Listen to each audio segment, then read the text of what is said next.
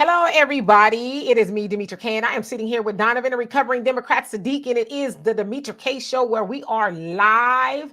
Earlier, we had our podcast. We were not live. And so if you have not checked that out, please go and check that out. I'd like to say a big giant thank you to Donovan for sitting here with me once again. Also like to say a big giant thank you and welcome to YouTube, Twitter, I guess we'll call it X now. I got to get used to that. And Facebook. You are the other side of the conversation, but not only are you the other side of the conversation, you are family. And we often share the link so that you can give your opinion, ask a question, or whatever it is. All I ask is that if I've never seen you on here before, please show me your face if you're using a picture in lieu of your face before I bring you up to the big screen to verify that there are no shenanigans involved. I also ask that you keep your commentary pertinent to the conversation at hand. So don't come up here asking us questions or talking about something we ain't talking about at the moment. Save that for the time that we are. With that being said, I also like to say the purpose of the Demetra K Show is to promote Black love, knowledge, and understanding of all things that go on in the Black community, to keep us, to make us even better people, I should say, because we are great people, but we can always strive to do better. Today, we're going to be talking about Representative James Clyburn of South Carolina, saying he just don't believe the polling numbers in regards to Black Americans not really liking Biden the way, and I say we, I mean collectively, used to. So, of course, we'll have that conversation. Then we'll venture off into something else as we usually do, right? Hey, Maine, how you doing? Your average logical thinker, JD Informant, long time no see, and Thunder. Donovan, what's on your mind? What's on my mind is we got a scrolling banner at the bottom. If you guys so desire and want to add and contribute to the show, that is one way you can do it. Cash App, Venmo, PayPal, you name it, we got it. Also, do not forget to go check out the African Diaspora News Channel.org. And that's on YouTube. Sign up for the year subscription. That way you ain't got to worry about your credit card being charged over and over again. It is one way where we can get information that we might not be aware of because they don't give Black news in the United States unless a Black guy's being choked out throughout the diaspora. So that's one way you can do it. Vicky Dillard, Brother Phil Scott, Demetra K, Wongale, a whole bunch of new people have come on the platform. I was like, wow, I'm very impressed that they're bringing all these new faces on there. And we can have our conversations on there and kind of actually understand what's going on in the diaspora, not only just in Africa and the United States and Britain, but Asia, Singapore, all these places over there. Wherever we're at, we're going to get news that covers that. Want to say hi to Miss Sweet Talk. I was watching her live cast just before we came on the show. Once again, a lot of information there. She is very, very colorful as a commentator on her own page. Your Average Logical Thinker also is a great page to go to, and you can do that. But as far as the African Diaspora News Channel, you can also download the app. Please go ahead and start doing that because very, very soon, the revolution will not be televised. We're going to be having our own conversations and things that's going on over there, especially since they are so desperate to shame us and tactics and things that we do in regard to get the Black vote. You know, we can sit over there and start strategizing for ourselves how we are going to demand reparations and do all those other great things. But great to have you guys back on the show. Please like, share, and subscribe, but definitely share on your platform. I know a lot of people think that, you know, that doesn't really do anything.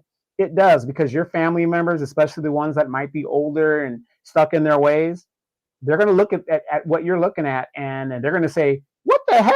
What you mean you're not a Democrat anymore? You're going to be an independent. That's going to start the conversation. And next thing you know, you drop that knowledge like you guys give us. Next thing you know, we've got more people that are getting and running off the plantation. This is an interesting topic. Again, our good buddy, Jimbo Clyburn. Let's do it. Absolutely. So hello to everyone else that came on here. All right. So of course, you guys know that we are in the middle, I guess you say in the beginning of election season. Hello, Samuel. The beginning of election season, of course, the presidential election will be 2024. And Republicans have already started to have their primaries or caucuses. Thinking they're going to have one tonight in New Hampshire. And this is where they'll see if Nikki Haley, who is really the only one at this point going up against that of Donald Trump, former President Donald Trump, I should say. She has to do well in this particular caucus or primary. If she doesn't, then yeah, she's probably going to have to pack up her bags like everybody else has done. Wait, can I ask you a question though? If she's the only other candidate, she could poll at 2%. Wouldn't that be considered well compared against Donald Trump? No, she actually has to win. She actually has to win the primary caucus, whatever they're calling it. She actually has to win it in order to be considered a viable candidate on the Republican side. But of course, we also know that the Democrats will soon be having their primaries.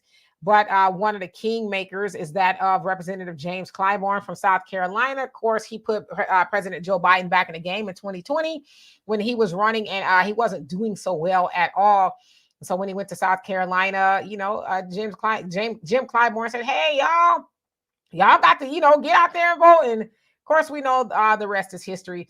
But since President Joe Biden has been in office, he has seen a sharp decline in regards to Black voters and the approval rating. You guys are going to watch a clip right now, him being asked about the Black vote. And, it's funny, but it's sad all at the same time in regards to his response. So check it out. Who else came on here? Sister Shirley, how you doing? Demetrius, what's going on with you? Black first all my life. And whoever else came on, I'll acknowledge you. But here we go. Are you when it comes to the president's ability to reach Black voters? The president has an approval rating of 65% amongst Black Americans age 50 and up, but that drops down to 32% amongst Black Americans under the age of 50. Are you concerned? I'm concerned with the reporting of this. Yes, when I see those numbers, my goodness, if there's any truth to the numbers, which I don't believe them, because I talk to Black people all the time. I have 3 Black daughters. They tell me differently. My grandchildren tell me differently. So I don't know where those numbers are coming from, but when you ask a question and someone is basing their opinion on incomplete information or misinformation, and the other side seems to be pretty good at misinformation. We know what happened in the last election. They didn't stop when the election was over. It's still going on now. So there's a lot of misinformation going on out here. There are a lot of things being said that's just not true. And I think that we are going to break through that when it goes one-on-one. We'll see what happens after the South Carolina primary. Okay. So he's basically saying that he doesn't believe the poll numbers. And from my memory, I didn't write it all the way down, but it says that I think it's at now 63% Black voter approval rating for the Democrats or for Biden, and 33% for Black Americans that are 50 and under. So they're considered those to be young Americans. And so, of course, there was Jim Clyburn. He was also asked about the MAGA wall because he's been saying that they, being the Democrats, haven't been able to break through the messaging of the MAGA wall just yet. So they're trying to figure out a way to do it. But again, he was asked about the Black vote. So he's saying he doesn't believe it. He believes that it's a lot of misinformation going on. He also referenced his Black daughters and his Black granddaughters, his grandchildren, is saying, well, they don't tell me that. They don't tell me that they're disapproving of that of Joe Biden. Of course, we know that Joe Biden benefited from a approval rating when he was running, or actually that's not approval rating, but Black voters voted for him to the tune of like 90+%. So of course, hearing that he has a 63% approval rating is not good. Now, some of those Black voters have said that they are going to vote for Trump or somebody else, sit home or what have you. So there is Jim Clyburn saying, I just don't believe it. We can't believe this misinformation and these poll numbers. I've seen other poll numbers that say differently, that says that he's not doing bad with Black America. But it's like, okay, well, you got 3 daughters and grandchildren. They're not a representative of all of Black America. But this is a larger problem, I think, with the Democratic Party, that they are just in denial, which is kind of why we see them, especially in my opinion, in regards to Black America, why they are not really making moves, because they're just in denial. You know what I mean? And so the other question is, where is this misinformation coming from?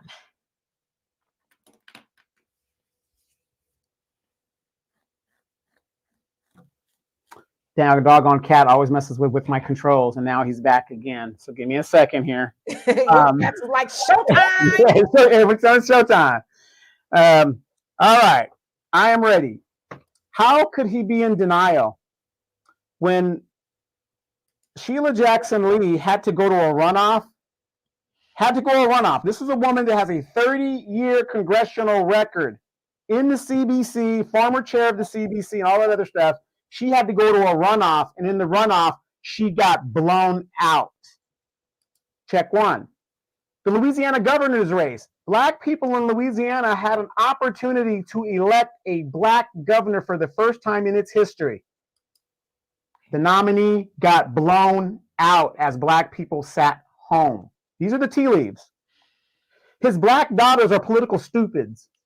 These are his daughters know nothing about politics. How do I know that? Because just like most black politicians, they set their families up as a political slush fund so donors could donate to them so the money goes into the family so they enrich their family. That's one of the ways Maxine Waters and Jim Clyburn enrich themselves. It goes to their daughter. What does his daughter know about being a political operative? What campaigns has she ever ran on? None. It's just something that is set up as a slush fund so that people could donate to Jim Clyburn without directly donating to him. And that money goes into his family. This man is totally delusional. And another way to read the tea leaves is when the Democratic news apparatus, MSNBC, starts talking about the decline of the black vote, that tells you a lot right there when they're talking about it. Because if it wasn't an issue, they wouldn't be talking about it. It wouldn't be a talking point. They would totally ignore it, like, oh, we don't know what we're talking about, whatever.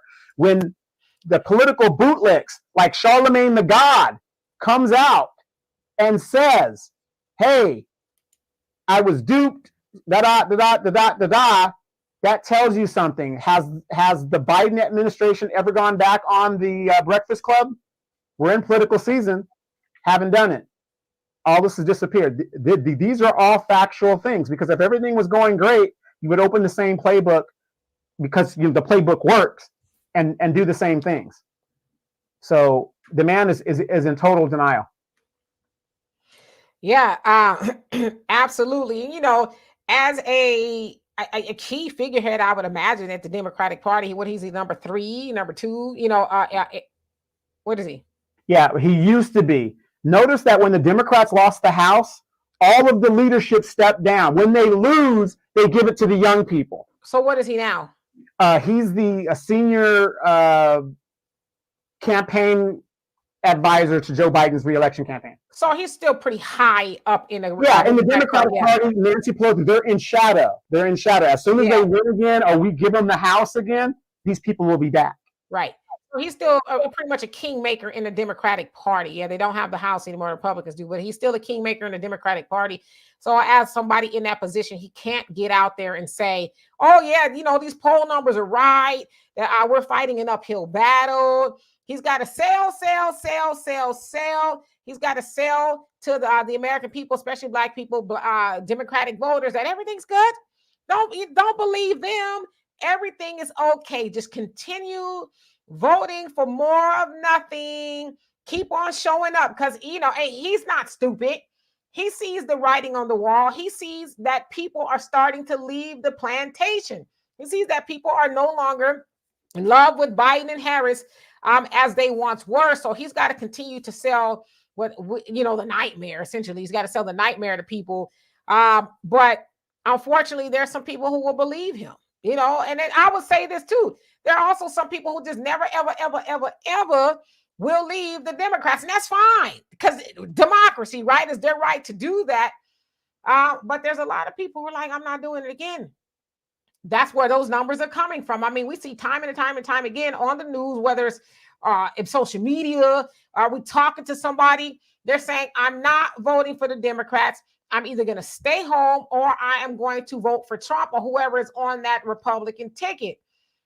But for James Clyburn to continue denying that there's a problem with black voters and the Democrats, also denies that black people, everything that we've been asking for specifically, we're not getting. It also denies that there is a problem in Black America, because James Clyburn strikes me as the type of person to say, well, America's not as racist as it used to be. He's, not for us getting reparations. He's the one that'll, have you a good old fish fry when you come on down or whatever. And he knows that we'll line up for that fish fry just to say we were there, right? We were there and we were in the mix and we helped get Joe Biden in the office. But as I say nowadays, and I'm not going to bite my tongue as much, if you are bragging about you voting blue no matter who, and you're getting Joe Biden and them back into the White House, you need to stick yourself. You need to stick yourself, because what you're doing is helping them get back into the White House and getting more of nothing, if that's something, right? For Black people. We know that the Democrats cannot do it without the Black voter. It's just bar none. They cannot do it. And for him to be sitting his, I'm going to be nice, he's 83 years old, 83-year-old self up there, been in Congress since 1993, getting nothing for Black people. For him to sit up there and be haughty and dismissive about the poll numbers that are coming from real Black Americans, he should be ashamed of himself. He really should be. You know, but what's really sad is the people down in South Carolina, since that whole area has been gerrymandered, they're going to vote for him. They're going to vote for him to be reelected, and these people are going to vote for who they tell them to vote. And I'm not trying to down people in South Carolina. I love that military base at Charleston. I used to love going there. But unfortunately, a lot of the people there are content to be who they are and be on their land and all that other good stuff. And it's just a sad commentary. But in regards to Mr. Clyburn, I mean, you're right, Demetra. I mean, if people are going to continue to keep these people in power after all of this time, they need to be taken out in the public square in a horsewhip. Because here's the bottom line, people. Here's the bottom line. If Donald Trump wins re-election and he is the nominee or whatever, and he wins re-election, when you're at the bottom, there's nothing else to fear at this point. We are at the bottom of this social economic situation. We're at the bottom. Black people are the least maintained. Everybody else's issue comes before us. Oh, there's a war in this. We got to give money over here. We got to give money. Everything is prioritized over Black people. We've survived 4 years of Donald Trump. Let's just say, for argument's sake, Donald Trump wants to become a dictator, right? How does that affect Black people? It doesn't. You're at the bottom. It doesn't. You have nothing to lose. You have no wealth. You have nothing. If anything, okay, here's a better example. During the Cuban Revolution, who are the people that is bitching and moaning about Castro the most? 80% of Cuba look like us. People they look like us. They're dark-skinned people. 80% of Cubans. It's the white Cubans that complain about Castro and what happened to them and everything that they lost. Those are the people that have things to lose. If Donald Trump becomes a dictator, not saying that that's going to happen. I'm not wishing that would happen. But the fact of the matter is, as Black people, compared to the other groups in this country, we have nothing to fear because we are the lowest on the economic and social post. So again, to put the Democrats in power to save democracy, why is it up to us to save democracy when we're the least to experience it? Why is that? So don't fall into this fear-mongering thing, whatever. It is best to sit it out. I'm going to tell anybody that. If you don't want to do a punitive vote against the Democratic Party, it's best to sit it out because both of these parties uphold white supremacy. When the Asians got their bill, did the Asian bill pass with 70-30?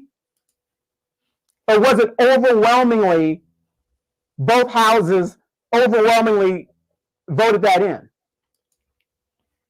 It was overwhelmingly voted in by both houses, Republican and Democrat. There was no opposition. I think there was maybe one or two, basically, in opposition of the bill. But when the Civil Rights Bill was voted in the 1960s, 68, 60, whatever, the voting rights and all that other good stuff, how many Democrats were against it? Almost all of them. So you mean to tell me we're sitting here in 2024 and we're worried about a Donald Trump presidency or dictatorship? We ain't got nothing to lose. I mean, in regards to dictatorship, nothing sounds more like a dictatorship from somebody saying, listen to me, I know what I'm talking about. Y'all gonna have to learn how to get along with the Hispanics. You know, Joe Biden is a dictator. He sounds more like a dictator. Yeah, I know Trump has said those things, but you know, who's actually doing those things now? If you ask me, see, that's the problem. We're told that We have democracy again. See, this is the problem though with us as people, and I'm not even saying black people. I'm just saying as humans, as in general, we don't have the ability to listen and dissect what we're listening to. Somebody tells you out of one side of their mouth, you are benefiting from democracy, and you have a say so. You did democracy is in danger, but then they get up in the White House and talk about I said, and I can even say with Congress. They all act as a dictatorship. You don't have a say-so. When you send them to Congress, you're saying, hey, I like you. I'm sending you there to do what I, would like collectively, right? Yeah. We're going to get there. We're going to do it. Then they get there and they do something totally the opposite of what you're asking. We know what's best. We're going to do what's best for us. So that is a dictatorship. You, the American people, do not benefit from democracy. It's all games to make you think that you have a say-so in anything the way America runs, because if you had a say-so, you wouldn't be paying these high-ass gas prices. Inflation would be reasonable. You'd be able to get you, buy you a house and pay a reasonable mortgage. Black people, we would have a reparations check. We'd have a hate crime bill. We have police reform. We have everything that we wanted if we're truly in a dictatorship. But go up to the White House right now if you think I'm playing and say, oh, hey, Congress, I know y'all going to meet. You don't mind if I sit in here, do you? And they're going to say, no, first of all, you can't get in here. But let's say they did let you up in there. Great. I like everything y'all saying. But since I have democracy, right? I have a say-so. Said I have a say-so. Well, I want this to happen. They're going to tell you, get the hell out of here. Okay? So stop believing that you have a say. So you, especially black people in America, have never, ever, and when I say ever, I do mean never, ever, had a say so as to how anything runs in this country.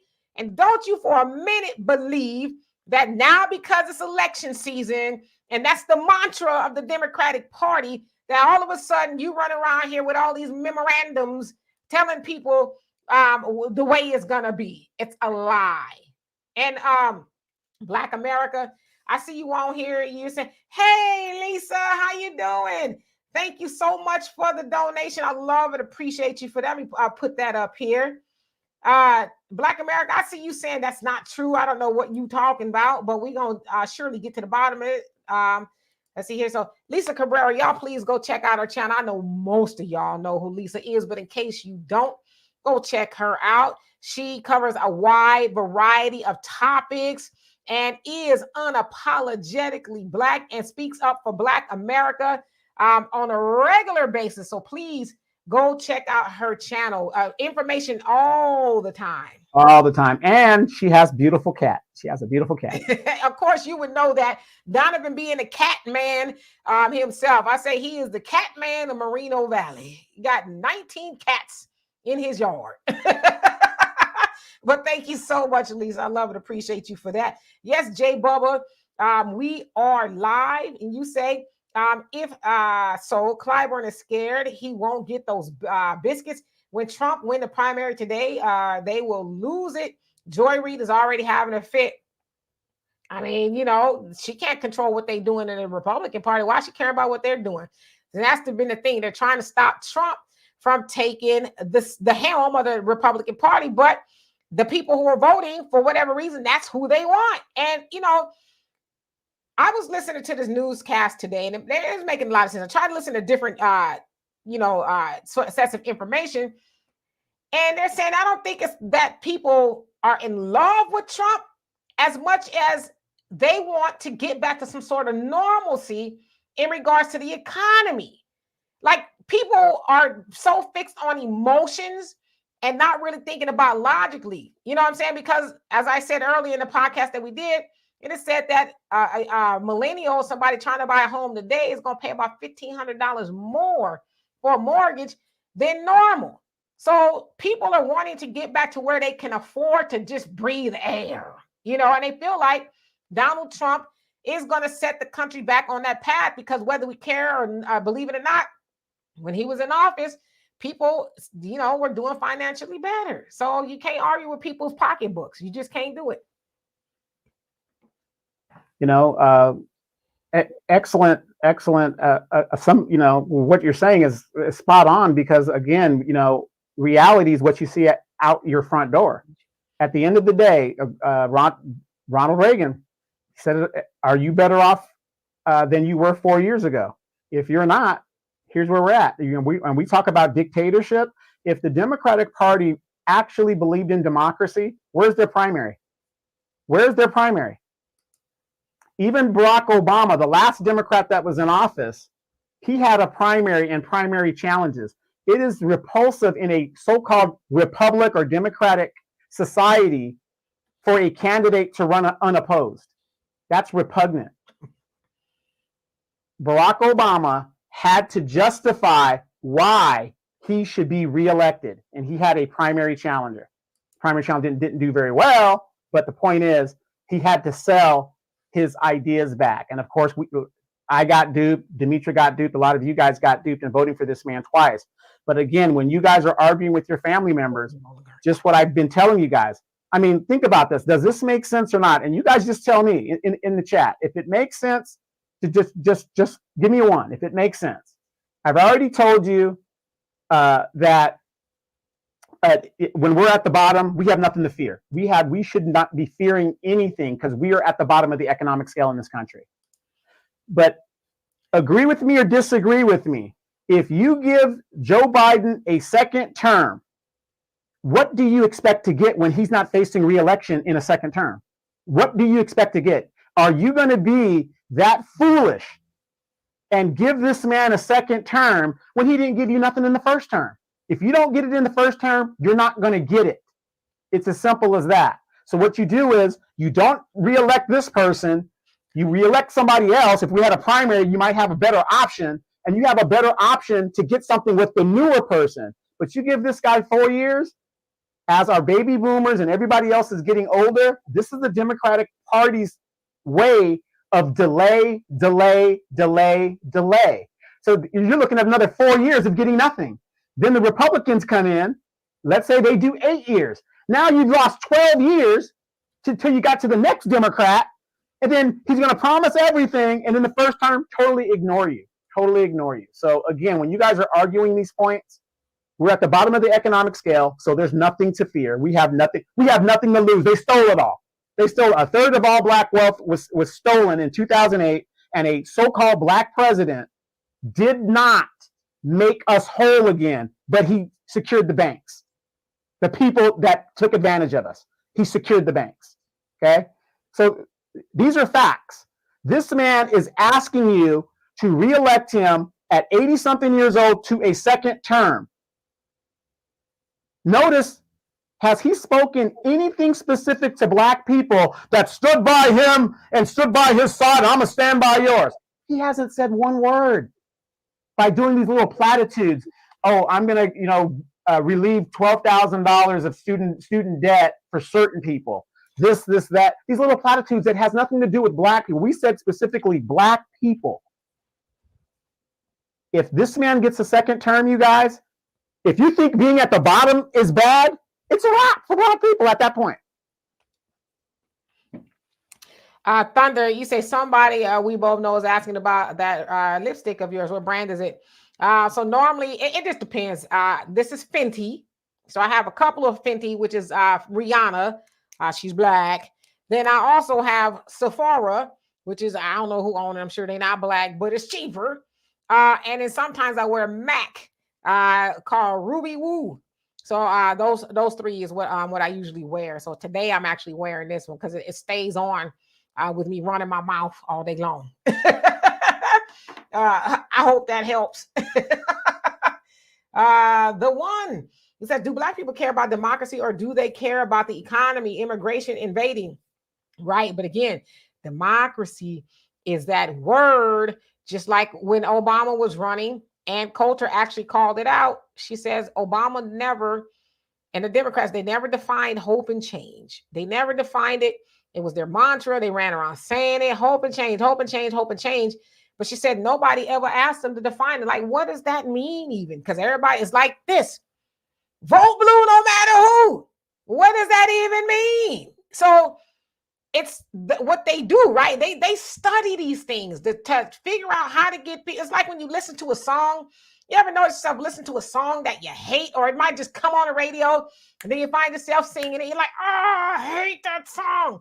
That's because it's strategic to get into the minds and the psyches of the people they're trying to reach, the target audience. And so the key word has been, for the last couple of years, is democracy. Democracy is in danger. Black people, if we need you to save democracy, if democracy, something happens to it, then it's because you didn't save it. That's what they're saying in reverse without really saying it. So, we need to get good at saying, well, what does that even mean? And like you said, should we care more about the economy?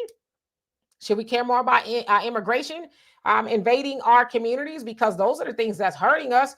This whole democracy thing is a lie. We've never had a say so. Why are we gonna get one now? Well, what y'all need to do is stop sloganizing. Stop sloganizing. That's the problem. Y'all be sloganizing. Well, that's what they doing. Exactly. Exactly. How you doing? It says Trump brings God in the picture. Biden brings the devil. Honestly, I think they both the devil. But at this point in the juncture, since it's going to be one of them, and they're saying that you got to choose between lesser two evils, they have, I guess, dance with the devil, that ain't going to bite you too hard, or whatever they're going to do with they pitchfork. I don't know, Pop, how you doing? Says George's going to be a one-term president. I think he's going to be a one-term president as well. I just don't, I don't see him getting back in there. Amanda, you say the real Thunder and Frank were just talking about your lipstick. Okay, so I didn't see it. I guess, are you guys on Facebook? Is that why I didn't see it? I don't know. I didn't see it. Well, let me ask you this real quick, Dimitri. I know we got our co-hosts in the chat there. In your opinion, if Donald Trump is the nominee and Joe Biden, who's running unopposed, or he's running opposed, but they don't want to bring people up, who do you think is going to win, in your honest opinion? He said between Trump and Biden. We've seen some stranger things. So I don't want to say definitively, but I think Trump is going to win.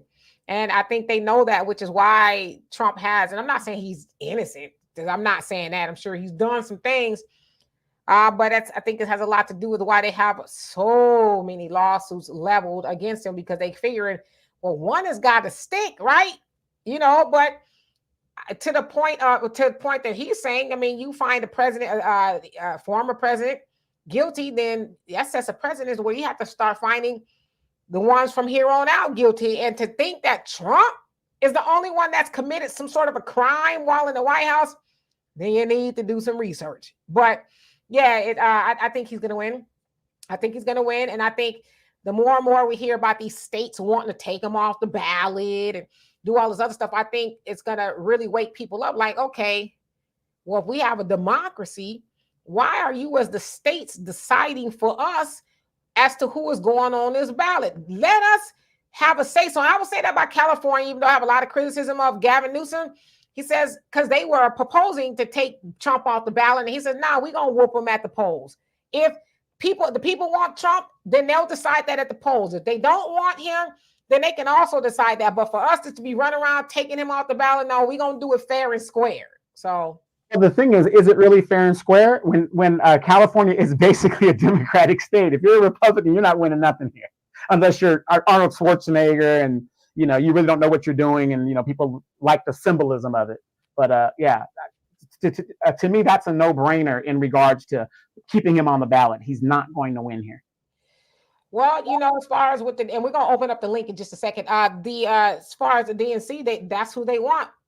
There was rumblings earlier on within the DNC Democratic National Convention that they didn't want Biden. At first, they didn't even want Kamala, and that would have been unheard of, because they were talking about replacing her and putting somebody, taking her off and putting her on somebody else on there. But then it's never been done before, and then they don't want to continue to plant doubt inside of the Democratic voters' minds. In addition to it, will prove the point of what a lot of people are saying, especially here in Black media, that they only got Kamala to use her to get the Black vote. But the DNC, they can't really take Biden off. They could, but they won't, because then they have to admit that they made a mistake.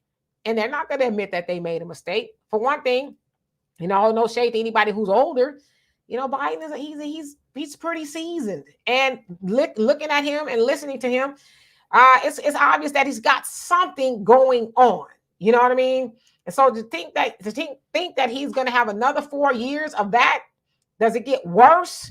You know, like what's going on here? So, and it's not just Black people that have a problem with Biden. It's people who got student loan debt, who are trying to figure out how to put food on the table. They tell us inflation is dropping, but it's not dropping enough to where people are seeing a difference in their bank accounts. You still got a lot of jobs that are low wage. So there's a lot of things going on where people are like, we're looking for some financial relief because, as they say in the hood, don't nothing move but the money, okay? And without money, don't nothing move. So I hope that helps. Hey, Rhonda, how you doing? Yes, Ruby Woo by MAC. It's a very, very good lipstick. It has a nice pigment. And trust me, I don't know a whole lot about makeup. Pamela, you say, just say no to voting for Democrats. Well, you know, that I'm just leave that up to y'all, but it has to make sense, right? Hello, Miss Roach, how you doing? You says, I'm sorry for this. The politicians are a joke. Donovan is right about the Democrats. I'm scared if Donald Trump runs and gets into office, the economy will be good or bad or good. Well, some people are saying that, you know, it's going to be better, which is why they want to vote for him. Let's see. Tanaya, how you doing? Says, hey, Dimitri and Donovan, honestly, both candidates are horrible for Black people. Trump got this country in ish load of debt, and bills didn't benefit from the highest tax cut for the rich. So you said it didn't benefit from the tax cuts from the rich. Well, let me ask you this. We were in war for over 20 years, $17 trillion spent, not including the $3 trillion that Donald Rumsfeld acknowledged the day before 9/11 actually happened, and the building that wasn't hit that housed the records of the receipts of the $3 trillion for the Pentagon lost. $20 trillion gone. And we're going to blame Donald Trump for the debt that we incurred? Doesn't make sense. And Thunder says, if we keep this up, there will be a lot of unemployed Democrats. Let's go, family. And Khalil, how you doing? Says, I think you meant, are you voting for Trump? I haven't decided who I'm voting for, but I do know for sure, without a shadow of a doubt, that I am not voting for Joe Biden. I'm just not going to do it. There's no reason for me to vote for Joe Biden. So I hope that helps a little bit. Rodney, how you doing? Says, Black first. He says, near north side of Chicago on reparations now, or no vote for either party. And that's what a lot of people are saying. They're like, the couch looks good. Right. Hey, and Rodney, how is your mayor doing? I heard he's having panic attacks in dealing with the migrant crisis up there. Yeah, they sound like they're trying to keep that under wraps. But, you know, I would imagine he's having a hard time. It didn't give what he thought it was going to give. Because, traditionally, Black people be like, well, you done overlooked us again. I guess we'll just wait until next time, won't we? But Black people are getting on cold and saying, nah, sucker. Not this time, sucker. And he's just getting the brunt end of it, which he should. You know, Black people voted for you. In fact, Black voters in Chicago voted for him to the tune of 88%. Latinos voted for him to the tune of about 50%. So I was even, and white people, I think he got the majority of vote for them, like they said, between 40 and 50%. But nevertheless, he benefited from the Black vote, and then he's just basically thumbing his nose at Black people, and he think he should just be able to sleep at night. No, you should lose a lot of sleep. You should lose as much sleep as homeless Black people are sleeping on those trains until you feel like they're just as important like you do with the migrants. So sorry. But, you know, maybe he'll learn next time, and then maybe he won't. Tanaya, you say, newsflash, Black people, Republicans are not giving reparation either. Wake up. No, we never said that they are. But guess what? The Republicans ain't doing. They not. Hey, Black people, we got a fish fry for you. We got some twerking to the polls. We got this campaign with Saucy Santana and Trina talking about no voting, no fucking. And guess what? They also don't have the sororities, you know, strolling to the polls. And guess what else they ain't doing? They're not saving souls to the polls at church either. They're not doing none of that. It's the Democrats that are doing that and then they're benefiting from the Black vote, and then they go and they help everybody else. That's what the problem is. And Tanaya, and you know, I know you to be a very smart person, but so when we say the Republicans aren't doing it either, then it also says, well, we're going to negate that the party that benefits from black votes the most, well, we're just not going to have that discussion because the Republicans aren't doing it. If you benefit from me, then I should be doing something for you in return. There's a term in business that says with them. What's in it for me? As black people, when we go to the booth and vote for somebody, it should be what's in it for me. Now, you keep talking about the Republicans. The Democrats do for everybody else. And when it comes to black people saying, Motisa, can I get any soup left for me? We can't afford it right now. Oh, we just don't have it in the budget. Oh, well, I'm not going to do anything just for black people now. Or how You're going to do a study. How about this? I'll be damned if I'm made to feel responsible for something my ancestor did, 300 years ago. That was Kamala and Joe Biden telling you as black people, I'm not doing nothing specifically for you. But then we open our mouth and say, well, neither are the Republicans. But again, the Republicans don't benefit from black votes. They just don't. Right. And then, we could never forget, we're going to do a study. We're going to do a study. Or the most famous Democrat thing is, how are we going to pay for it? How are we going to pay for it? Who stopped the legislation of the Democratic Party in regards to, it was something that they were going to do, and Joe Manchin and what's her name? Two of them. They know what to do. Yeah, it's cinema. So this is what they do. This is what the Democratic, it's a stall tactic. This is what they do. Both parties do it. So right now you're dealing with a House and a Senate that says anything for black people, it's 50-50 with them. But when it comes to black people, it was the Democrats themselves. Did you guys notice that Nancy Pelosi did not even put the study on the floor of the House, a study, because she said nobody would vote for it? Now, this is her own caucus. She can't control the Republican caucus. So that tells you there's a lot of Democrats that don't want blacks to have anything. Hello. So I'm open up the link. Let me get down to the rest of these comments, and I'm going to open up the link. And hey, how you doing, by the way? Baisley, H. Baisley, is that what it is? Says Marianne Williamson is still on the ballot. I'm going to vote for her in South Carolina. Yeah, you can as a protest vote. She ain't going to win, but you can as a protest vote to send a message to Joe Biden that, not today. Wait a minute, Demetra. Wait a minute. If you don't, if you vote for any other candidate, you're throwing your vote away. Is that true? No, I mean, it's a vote. It's a vote. If you live in a democracy, shouldn't you be able to vote for who you want to vote for? If you can run around talking about vote blue no matter who, then I should be able to vote for whoever I want to vote for. And Rodney says, what do you guys think about the independent party? Yeah, sure. Why not? Independent, nonpartisan. Be that way. No one has to are able. Okay, I got you. No one is able to assume that you are going to vote for them. John, how you doing? It says red, blue. They both stick it in oh God, from both directions. Yeah, to say the least. Abu, how you doing? It says our economy is one that is based on taking, because we no longer have resources as in gold, and we print more than we have in resources. So we need social imbalances to fuel our economy. Okay. Jay Bubba, he says, give me Trump, send the migrants back home, and tell Ukraine to hold their own. Gotcha. All right, let me skip down so I can catch up. Oh, really? How you doing? It says that person was disingenuous when stating Trump is the problem, especially financially.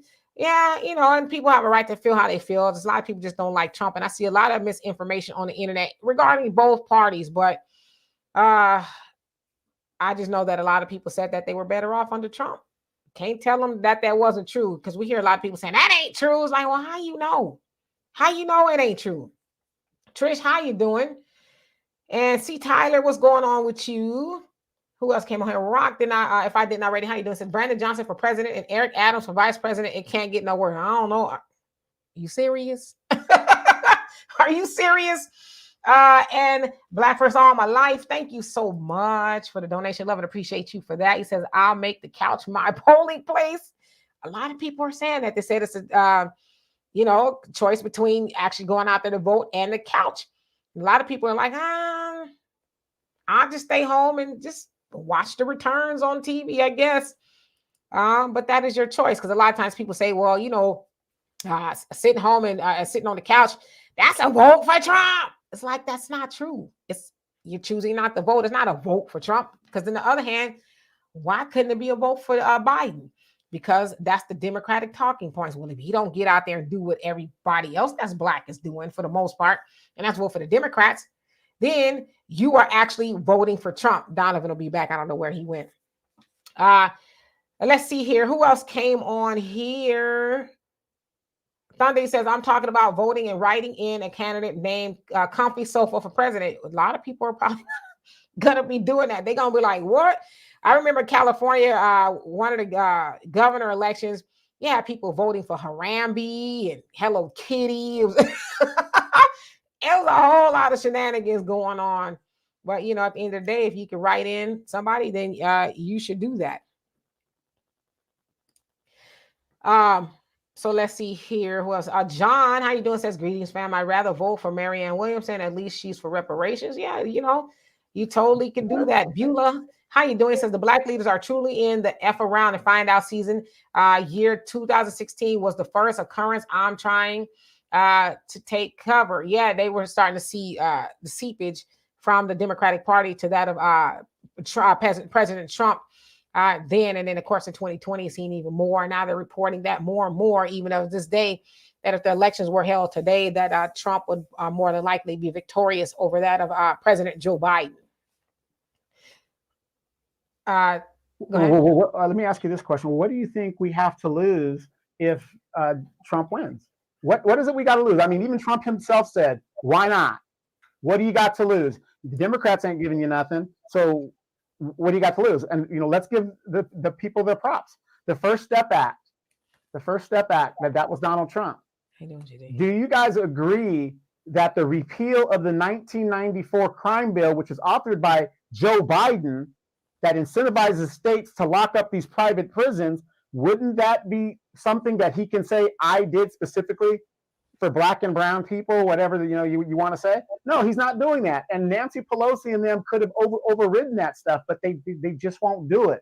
So to sit here and tell me that the Democratic Party is the party of the people, I'll give you a better example. During the Obama years, when this thing actually came into practice, they said, what is the most problem in politics? They said money in politics. Joe Biden for 2 years had the House and the Senate. Why didn't they repeal the Citizens United verdict? Well, why didn't they repeal that act? Because it's all a grift. Everything's a grift. But see, they know that as Americans, we have a very short memory span. And Miss Sweet Talk, she says, is Cornel West a candidate to vote for? I mean, I say if you are interested in a protest vote, we know that Marianne or Cornel is not going to win, but I think at the very least, it'd be a good protest vote for the people who says, well, you need to get out there and do it because your ancestor, blah, blah, blah, blah, blah. Okay, great. Let me get out there and let me vote for Cornel or, Marianne, whatever. We know they're not going to win. First, they actually need to win some primaries, which most people aren't even talking about Marianne or Cornel at this point. So you can do that if you want. Sure. Yeah. And then you also got to remember, if you go to his webpage, Cornel West is a kind of an everybody candidate. He isn't specific to black people. He's for everybody doing the right thing or whatever. And also, you got to take into mind, Cornel is in his early 70s. So again, we have ageism as a problem. And I said this in our last podcast. How does somebody who was born in the silent generation or whatever can solve problems in the modern age, in the new generation? I mean, you are what you are. You only know what you know. So. Absolutely. So I'm going to get down to the bottom here, and then I'm going to open up this link. Carlos, how you doing, sis? And let's see, Jay, if I didn't already say hello to you, says, why are they fighting for our vote, but not catering to what we want? Everybody else votes for specific exchanges for their group because we're not expected to. We have been conditioned as black people to just get out there and do it. A symbolism, right? They guilt us into, your ancestors died for the right to vote. And as I always say, they did not die for the right to vote. They died for us to actually get something for the vote. They didn't die for you just go in there and say, I did it. Here's my sticker. That's not why they did it. They did it so you can actually move the ball. So Rock, he says, if we stop with the black language, we'll get the checks. American Freeman lineage, AFL. Okay. They know who we are. They know. Abdul says, you're right. I don't have nothing to lose. That's why I'm voting. You're voting for either Democrat or Republican. Okay. Or do you say you're not? I don't know. Let's see here. Black America says crime bill doesn't matter if it was what's best for the community at the time. Let's see. Skipping on down. Turner, how you doing? Says never forget the public's vote only counts toward the popular vote. The electoral college vote is the only one that truly matters. They hold the caucus in Iowa as being the voice of America. F out of here. So you're absolutely right. The popular vote, they'll count those, but it's actually the electoral vote that counts. So you're absolutely right, which would really make you think, right? Lena, how you doing? Says we voting for us to die. Oh Lord. Norris, how you doing? Says I don't understand why black people are even concerned with voting. Why do we even keep thinking or talking or concerned with it? Yeah, like you said once before, that you started voting later on in life, but in the meantime, you were just getting after it, right? By doing for self. And that's what the Honorable Elijah Muhammad has said to us. Neither party cares for black people. Whoever's in the White House, whether it's liberal or conservative, they don't care for black people. They're not going in there the White House to legislate on behalf of black people. So we need to learn how to do for self. Of course, that doesn't mean that they don't owe us something like reparations. But in the meantime, we need to get after doing for self and building our nation. I think personally that'll make it a little bit easier for us to get the reparations when we actually become a force to be reckoned with.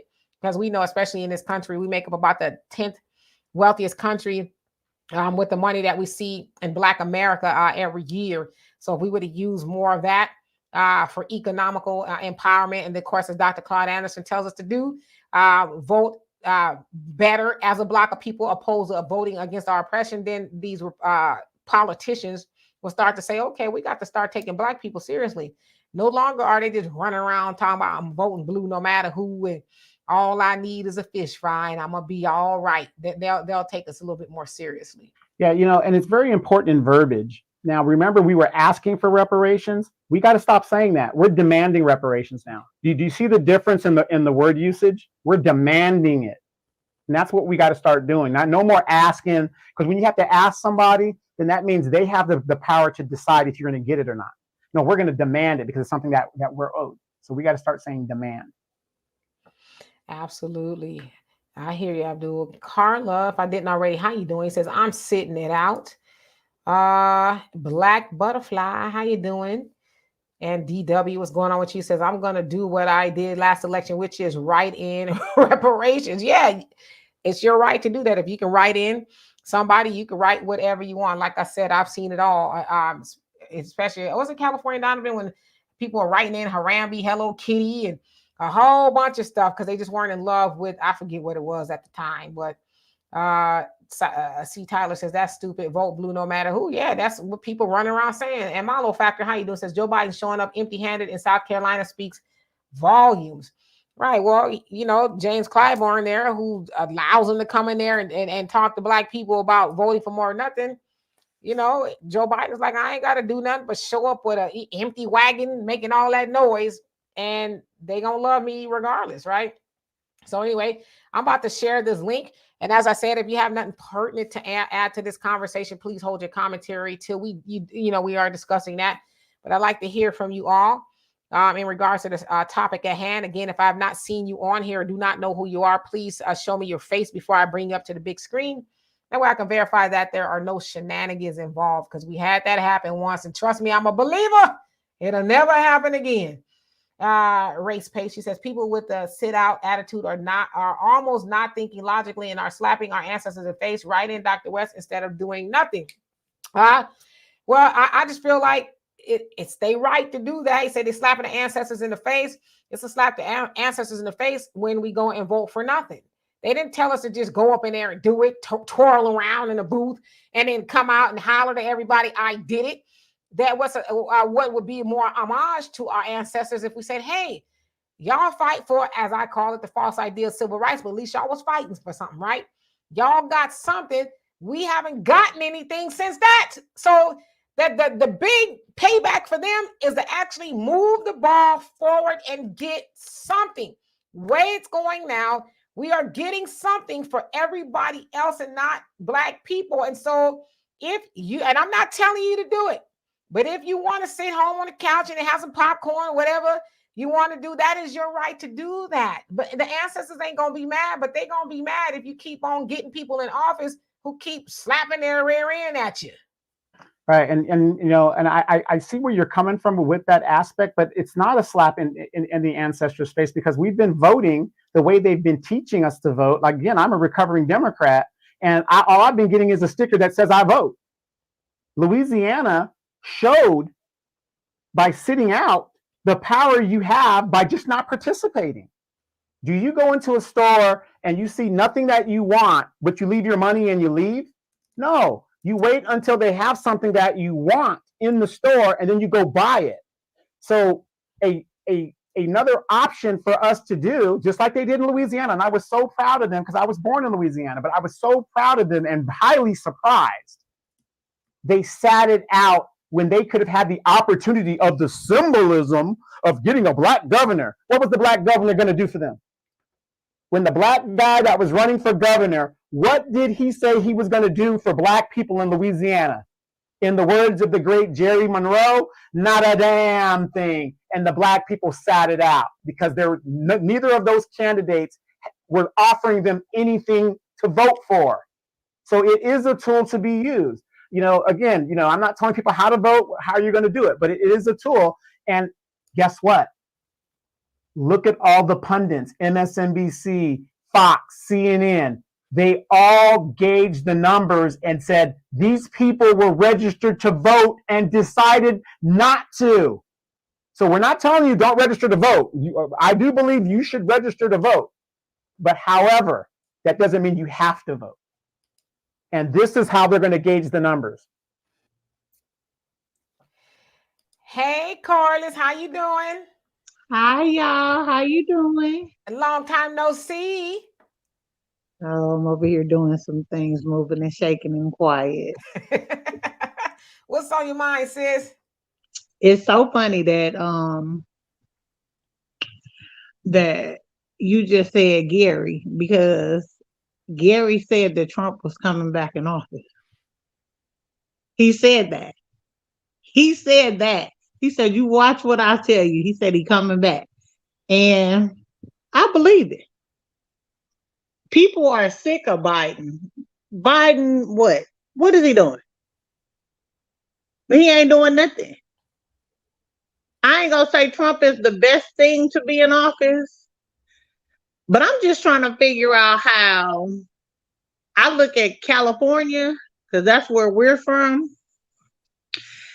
and you got all these homeless people, and I mean it's I've never seen that in my whole 50 years of living. I've never seen Los Angeles look like that. And you got the audacity to be asking people, not just in California, but in other states, to take in these immigrants. Have y'all lost y'all damn mind? And you won't help the people that have served this country. You won't help the people with mental illness. Americans can't even give food stamps. But you're going to shut down the schools in New York and other states to house immigrants that wouldn't house us in a tent. And we always looking out for somebody else. And who the hell finna look out for us? Right. And like you said, even the audacity to say, hey, can y'all put some of them up in your homes? Y'all got an extra bedroom? Right. I said, the White House got a whole bunch of rooms. Why the hell you ain't housing them up over there? And not only a bunch of rooms, they all got extra houses, you know, and they stayed in this over here, Martha's Vineyard. So y'all got vacancies? Send them to the Hamptons. Right. Well, they actually did. Was that the Hamptons or wherever it was? And they put them on the plane and sent them right back. They actually did. They were like, ain't no migrants coming over here. Martha's Vineyard, that's where it was. Send the Martha's Vineyards, and they said, get them the hell up out of here. Right. They don't want them in their neighborhoods, but you want the regular people to come and say, oh, you're so welcome here. Okay, I feel for y'all. I get it. But God damn it, I feel for us more. Right. Because what about our veterans? And What about our homeless? What about our, come on now. well, and then you got to remember, see, again, Black people, we live in the moment because we're trying to survive day to day. That's just a fact. We live day to day, most of us. How many of you remember 15,000 Haitians sitting on the border of Texas? Biden flew down federal airplanes and got them up out of there within a week. 15,000, but yet they're coming to Black-skinned people, talk about vote for us. And I'm not an open borders person, but I'm just saying you got to be fair across the board.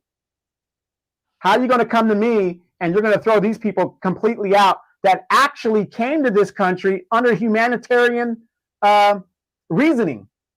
They didn't come in here for economic reasoning. Their president had just got assassinated and all that other stuff. So they came here under political and humanitarian causes, and we flew them right back into that hellhole. Well, guess what? We better be humanitarians for our own. Because I send them right back to their hellhole too. Because we got too many over here that need help. I'm just saying, like, I just can't see us trying to help everybody else, and you can't help those in your own backyard. That shit don't. I'm sorry, that stuff don't make no sense. No, it really doesn't. Be easy. How you doing? I'm doing wonderful. Had to catch y'all while the iron was hot. How y'all doing?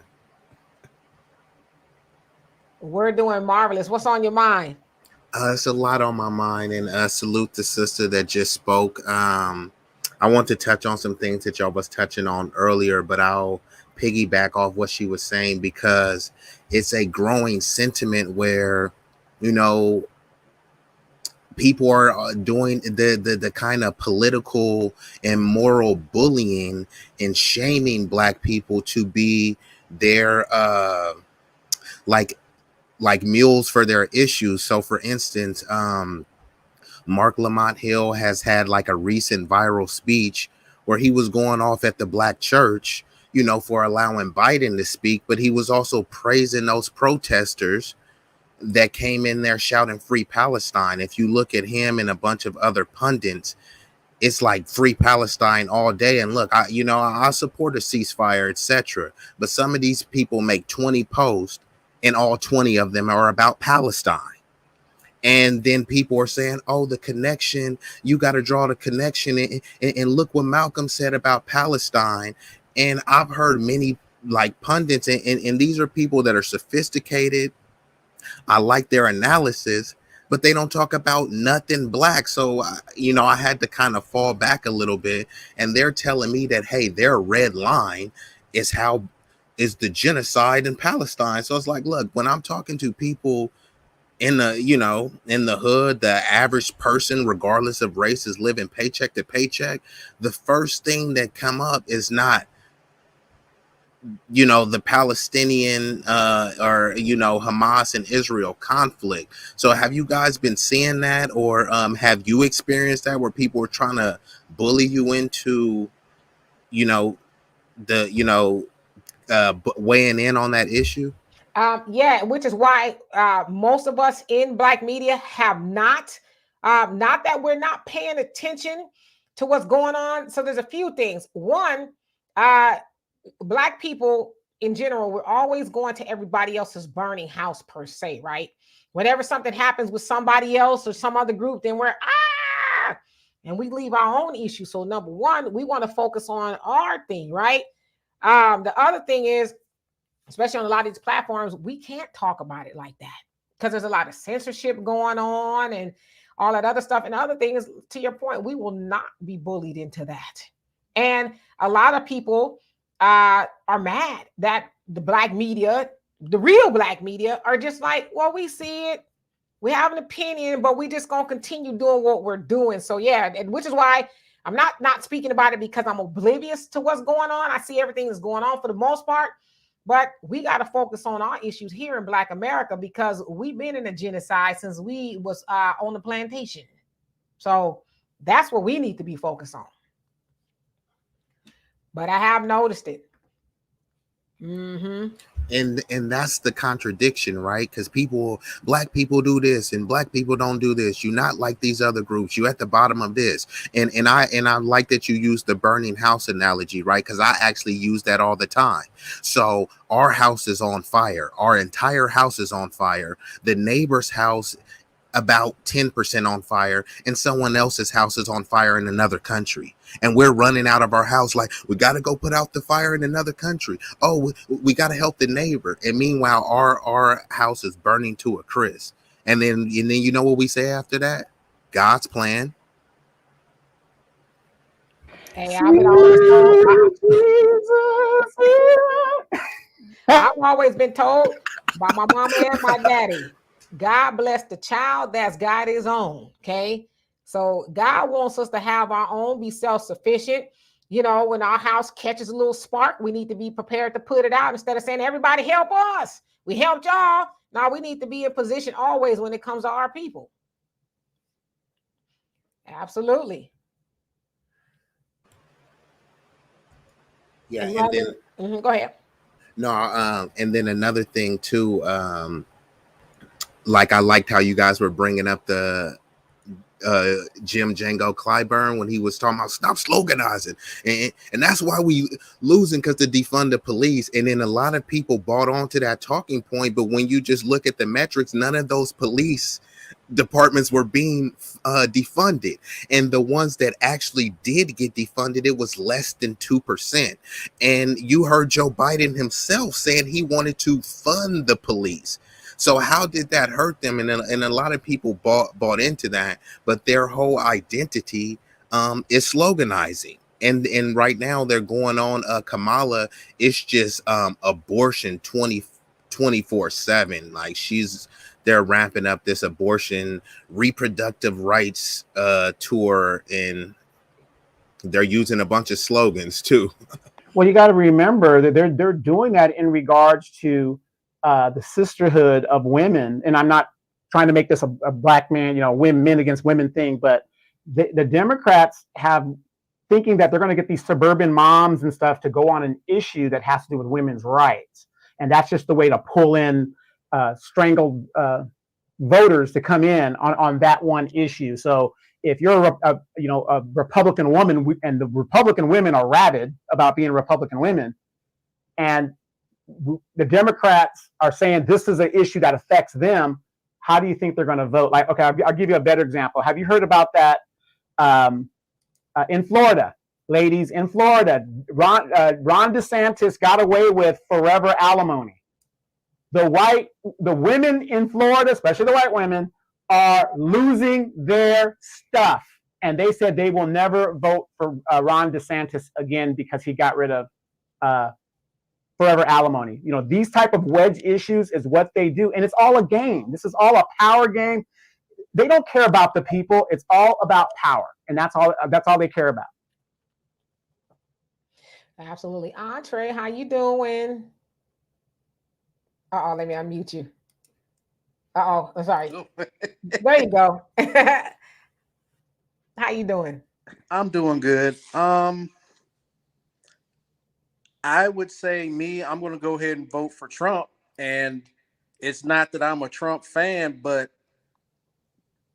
I had more money when he was in office.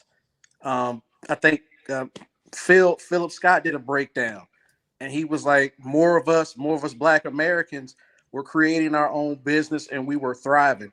So to me, it's like, okay, do you want 4 more years of what you just got, which is high inflation, quote unquote, and your pockets turned inside out? Or, hey, I'll hold my nose and vote for you because there's a benefit. And then on top of that, these illegals got to go.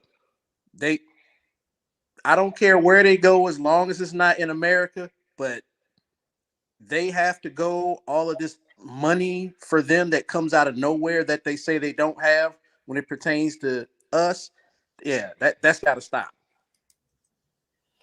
So Pamela said Haley got 849 votes.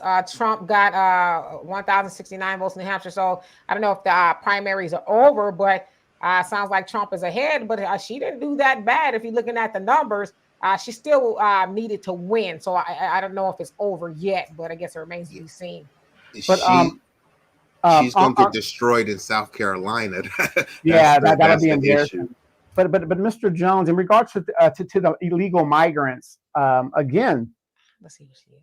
we know corporate Democrats and you got corporate Republicans. That's why Citizens United, neither party tries to get rid of it, because that's where they get a lot of their donors from. We all know they're bringing in these people because the corporations never want to pay top dollar to the American people for what it is they want to work. So they're bringing in these people coming here on economic hardships. Of course, our sanctions, that doesn't help the situation either. So knowing all of this stuff, that we know that these people are coming in to take jobs that Americans aren't doing or don't want, or we're not getting fairly paid.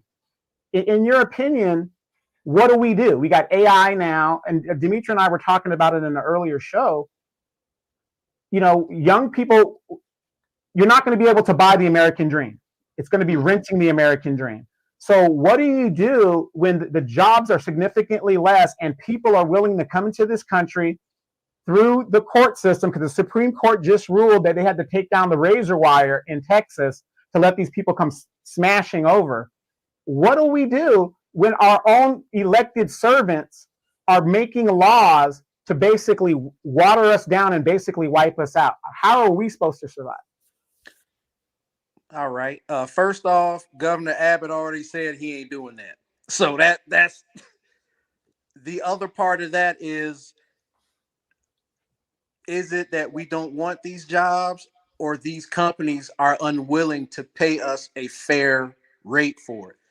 I think we need to, if you're going to back somebody locally and then statewide, make sure that they're about those interests that are your interests. If their interests don't align with yours, okay, you can't get my vote. Stop ringing my doorbell and texting me about nothing. And I think we're starting to slowly come around to that, and we're starting to move that way. Look, the Democrats are going to deny that we aren't going to vote for them until the very end. If they were smart, somebody from the DNC would have told Gavin Newsom, hey, stop delaying on that reparations thing, pay the people. And then you see how, okay, we may not want to give Black Americans this large check, but let's say it's like $75,000 a year or something like that. Hey, you can do a lot with $75,000. Then you put Newsom in there, he'll beat Trump if he would go through and start making the payments. Absolutely. And I love what you said too, as far as, people try to conflate, they don't want to work, and the low paying wages. I mean, some people can't afford to work for minimum wage. You know what I mean? Yep. I can't afford to show up at your job and you pay me minimum wage. I got to pay for the car to get there. I got to pay for Uber. A lot of people are taking Ubers to work. Yeah, I got to pay for all that. So at the end of the day, it's like I'm in the negative because I showed up to work for that job. So also, it's like, why should people assume, well, it's a job, you should just be happy to be working? It was like, well, you need to pay me, a livable wage or somewhere close to it. But to shame me because I won't show up to work for minimum wage is like, no, shame on you. And it's actually inhumane for you to subject yourself to that pay, because that means not only are you willing to be exploited, but you're allowing someone else to get exploited.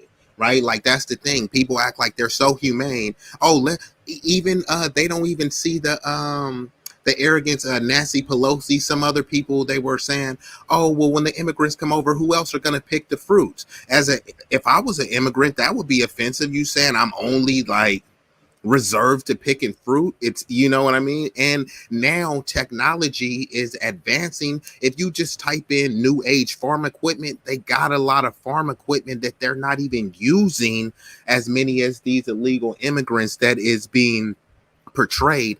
And there's also, which a lot of people there's I won't get too much into it on here, but there is a lot of unaccompanied minors coming across. And what is happening? America is the largest, child trafficking hub. You know, people don't talk about that, but they are so pro-life, right? So care about the kids, but they don't talk about all of these illegal crossings with those kids. And if they're undocumented, how do you know that they're families? They said it's been an influx of men, but if they're unaccompanied minors and just random men, they can grab any child and say, this is my kid. You don't have any documentation to say that they're a family, but they're getting benefits based on them being a family. So and then they just recently reported that now not even all of them are crossing the border. They're getting flights, and they have it said if you're a immigrant, no ID required, but you need your passport, social, everything for you. But if you're an illegal, no ID required. Yeah, you can't even show up to the polls without an ID, but they letting people come over here, without ID. And I've also saw a lot of footage because, they're telling us that it's mostly Hispanics that are coming over here. Some, Black people from African countries or Caribbean countries, things like that. I saw videos of people coming from Russia, Asia. A lot of Chinese. Yeah, it's like, why y'all ain't talking about them? They coming over here, and it's like, what y'all doing here? And that's a long trek, ain't it? For y'all to be y'all, but some migrants in need or somehow. That's a long way to go. And how many countries did they pass? Because this is the thing. Just listen to the Statue of Liberty, right? Because people like to praise that. Give us your tired, your poor, and all. It's no tired and poor in Oakland. It's no tired and poor in Chicago. Right. So give us your tired and poor, unless you're from America. If I'm dealing with drive-bys every day in Chicago, where can I seek asylum at? Can anyone answer that? Right. But then again, like Dimitri and I said in an earlier podcast, and I know some people will disagree with me, and I'm not saying all baby boomers and silent generation people, but who right now has been in control of the government for over 40 years? That generation of people, they are still there. We got an 80-something-year-old president, and this is how they think. They're not worried about the next generations. It's the pull up the ladder. Good luck to you guys, because, in the 70s when I was young and fine and cute and had my drugs and my Cadillac and got my hose and all that other good stuff, life was good. But now I'm a great grandfather. It's over for me. I don't give a damn, because back in their day, show me a country that doesn't have a border. We are so messed up that a lot of people don't even realize this. Do you know in Japan and Korea, we spend billions of military dollars defending their borders, and you mean to tell me we can't defend ours? Mm-hmm. Absolutely. We can.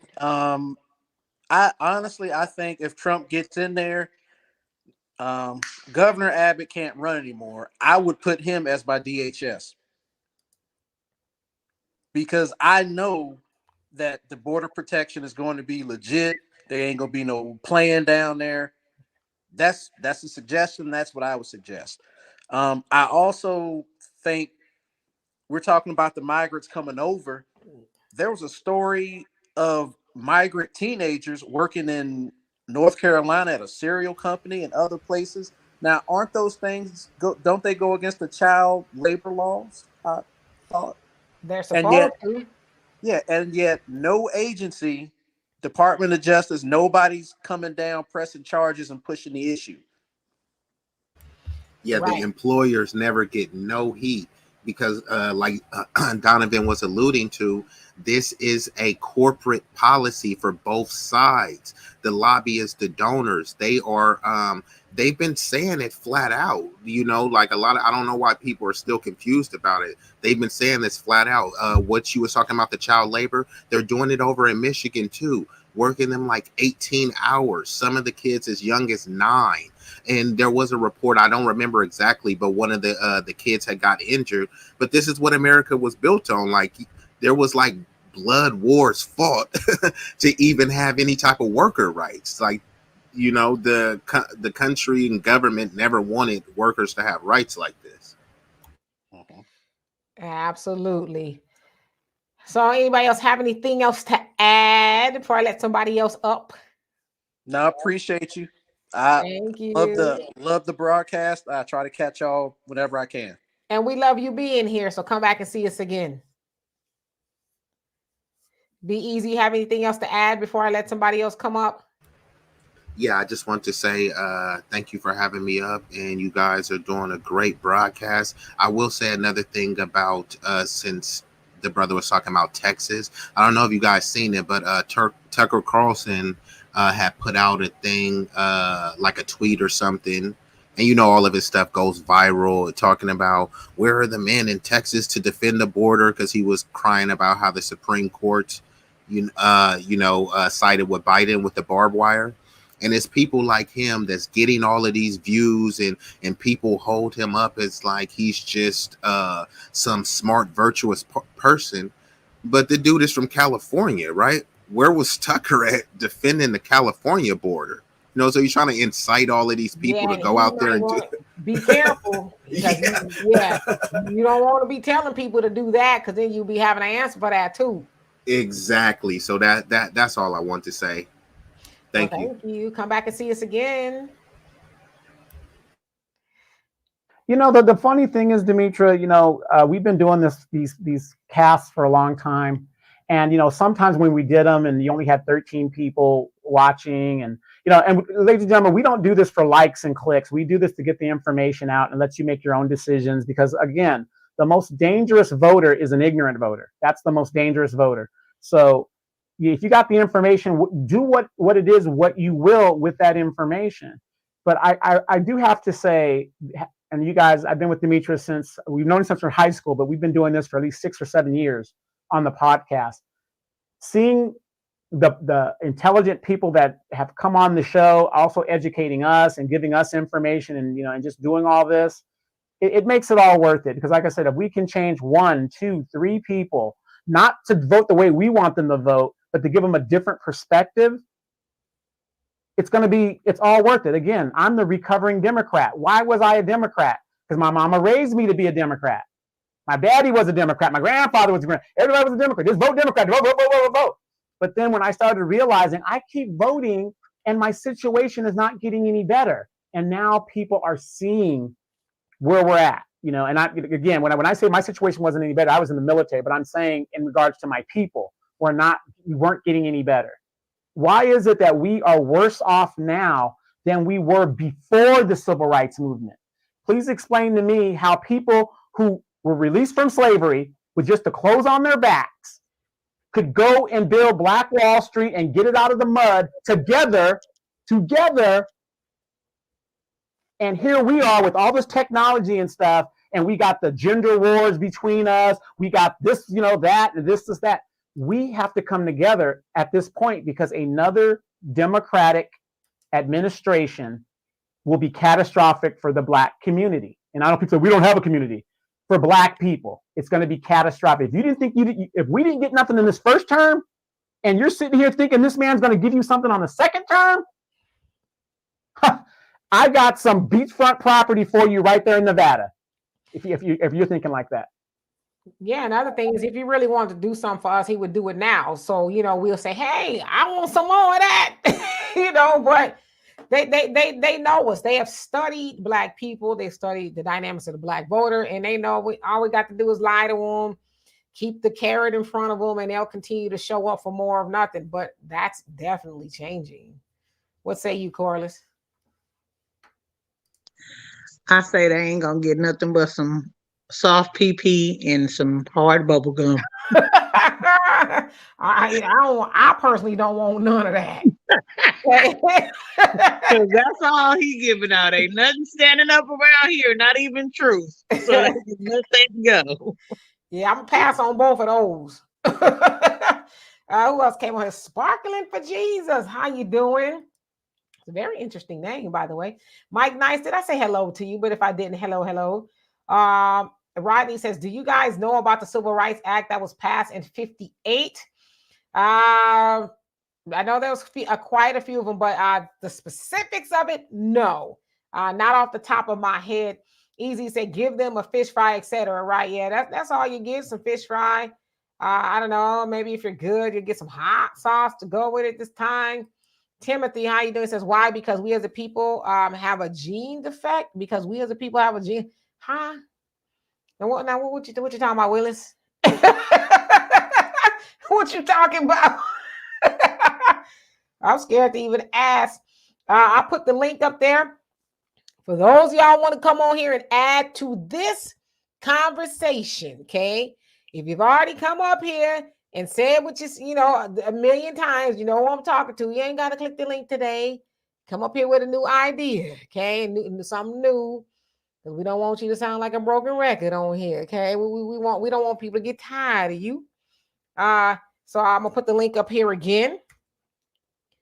Let's see here. Michael said breaking news: Republicans are now leading Democrats 55-41 among Black voters. Okay. I don't know.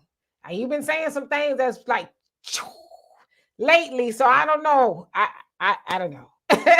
But welcome to the chat, nevertheless. How you doing? We are Judah. He says, love the empty store analogy. Buy nothing, leave your money. Yeah, that's exactly what happens. It's the equivalent of doing the same thing, and you wouldn't dare do that. So why would you go into the booth and get nothing for it? Every other community gets something for it. And guess what? When they say, okay, we're going to put this person in office, whatever office it is, city council, whatever, and they get in there that one term and they don't do what they're supposed to do, guess what? They behind is getting up out of there. They're not going to be in there reclaiming their time and sloganizing and all that for 35 years. They're not going they're not going to leave them people in there. They're going to be like, thank you. You've had a good, did you quit your day job? Because I hope you didn't do that. Because this ain't going to be no permanent job for you, because we sent you to office to bring home the bacon for this community, and you did not do that. So now you're out of here. But I like Auntie Maxine. She don't play. What she don't play about? Well, she be having a lot of good things to say. She got a nice little wig she got going on there. She got a handful of keys when she talking, and what she gonna do and ain't gonna do it. Didn't she say she was going to get Trump out of office? Didn't she say she was going to get him up out of there? Yeah, but guess what? He coming on back. Right. And then you got to think about this too, you guys. We talk about messaging and how other groups do with their public servants. Do you think January 6th was a message sent to their representatives of what needs to be done?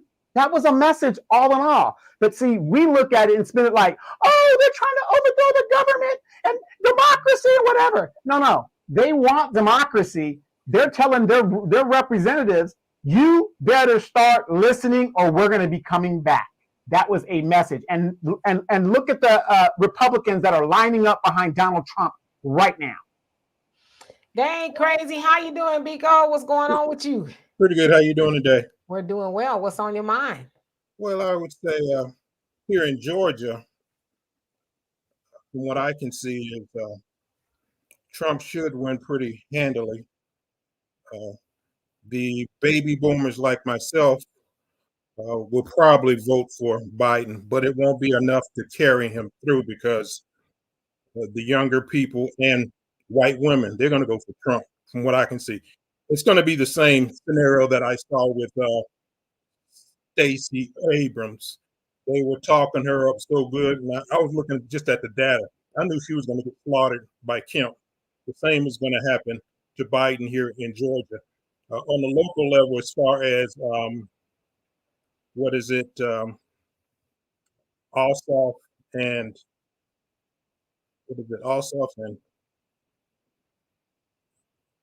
Warnock, right. Mm-hmm. I didn't vote for either one of them before because their policies were just terrible. The policies were just terrible as far as Black people were concerned. I haven't voted for the presidency since Barack Obama 2008, so I don't plan on supporting Biden, definitely. Well, let me ask you this. You're in Georgia, right? Yes. Now, we were told that if we deliver the Senate and the House and put those two senators in there, we were going to get a $2,000 check the next day, and qualified immunity would be repealed, and we would get a federal commission on police studies or something like that. What the hell happened to all that? Well, they just lied. I knew Warnock and Ossoff there were lying all along. So I said, "You're not getting my vote because your platform, your policies don't say anything that you would do it anyway.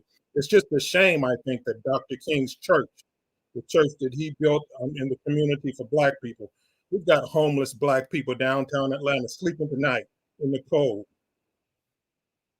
It's just terrible.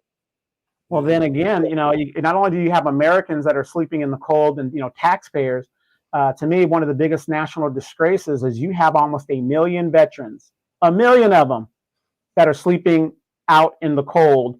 And yet people who break our laws are put up in hotels and swanky hotels in New York and all these big, nice little spots. But they tell us, the American citizen, pull yourself up by your bootstrap. Now, I'm a Black man.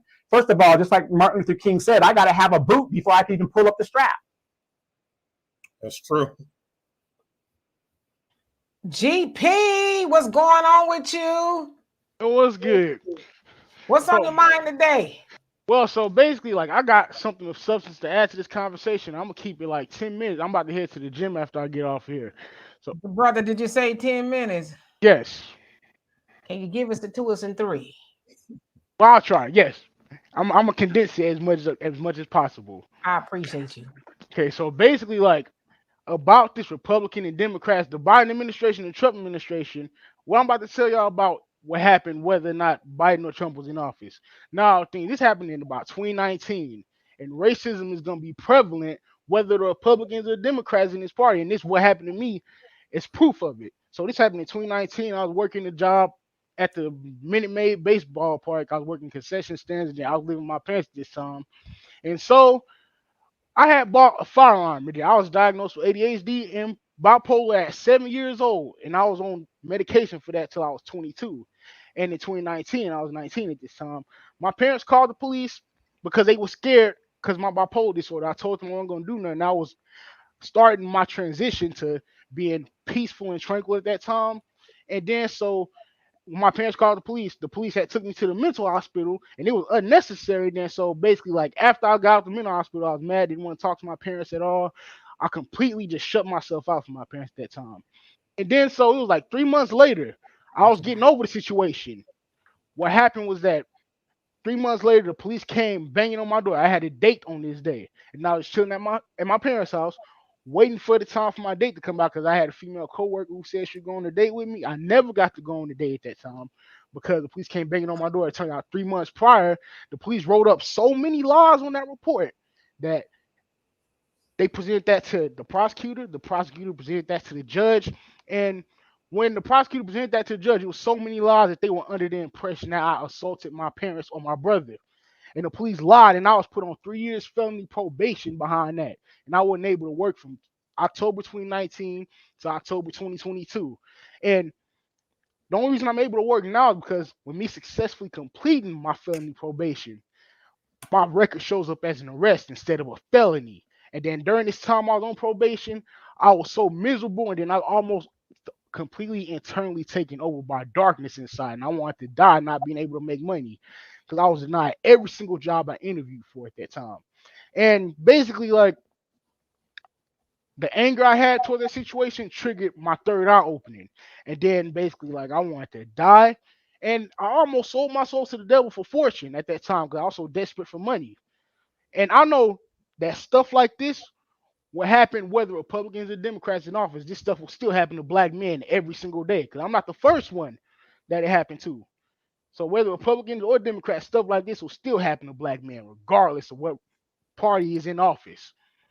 You know what? I totally agree with you. And I like this comment here, Miss Lachey Bay. How you doing? It says our youth needs our help, and it is up to us to help our youth. As they say, it takes a village, right? And we as Black people need to stop being dependent on every other entity outside of ourselves to help us solve our issues, or call the police on our people when it's just maybe something else going on. Everything Right. doesn't call for the police because often, police don't deal with our people the way they would with somebody else, especially Black men. And so, how's everything going for you now? Well, it's going good now. I have a job making over $2,000 a week. It's only because it shows up different as an arrest now than it did while I was on probation. If I was still on probation, I wouldn't be doing good because it showed up as a felony back then. But thankfully, I completed it. Now it only shows up as an arrest. Well, I am so glad that everything is working out better for you. I'm sorry that that happened to you, GP. But please enjoy your time at the gym. It seems like you go there every day. So hopefully you're Yes, seeing some results there as well. yes, I am. Thank you. I appreciate that. You're welcome. Have But a one great more evening. quick, but Oh, one more sure. question before I get off here. Is Okay. the answer to that date still no? It is. All right, I'm just checking. But like I said last time, Persistence. yeah, but like I said last time, I'm not the type to chase. As long as I'm single, you had a top chance out of anybody. But if somebody else takes me off the market, the both of your chances with me will have left it short. I'll definitely keep that in mind, brother. All right, y'all have a good one. And thank you too. All right. Rodney, how are you? Oh, you know what? Hold on a second. Let me take you off mute. Hold on a second. There you go. How you doing?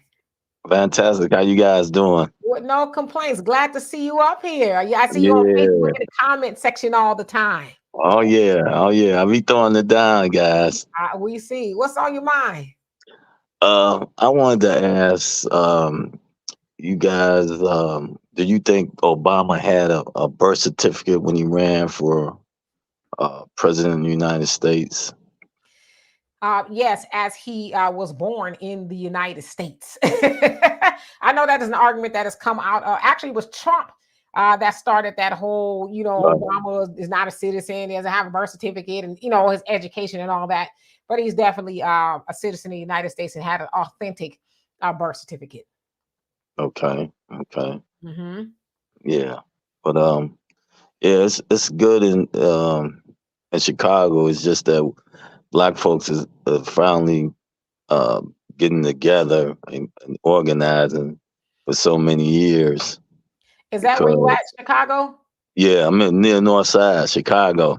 Also, you on the ground floor where you see it all unfolding with the Yeah, migrants being yes, sent. ma'am. Hmm. Yes, ma'am. So Yeah, how's it going now? Because I know it's cold out there. So what's going on now?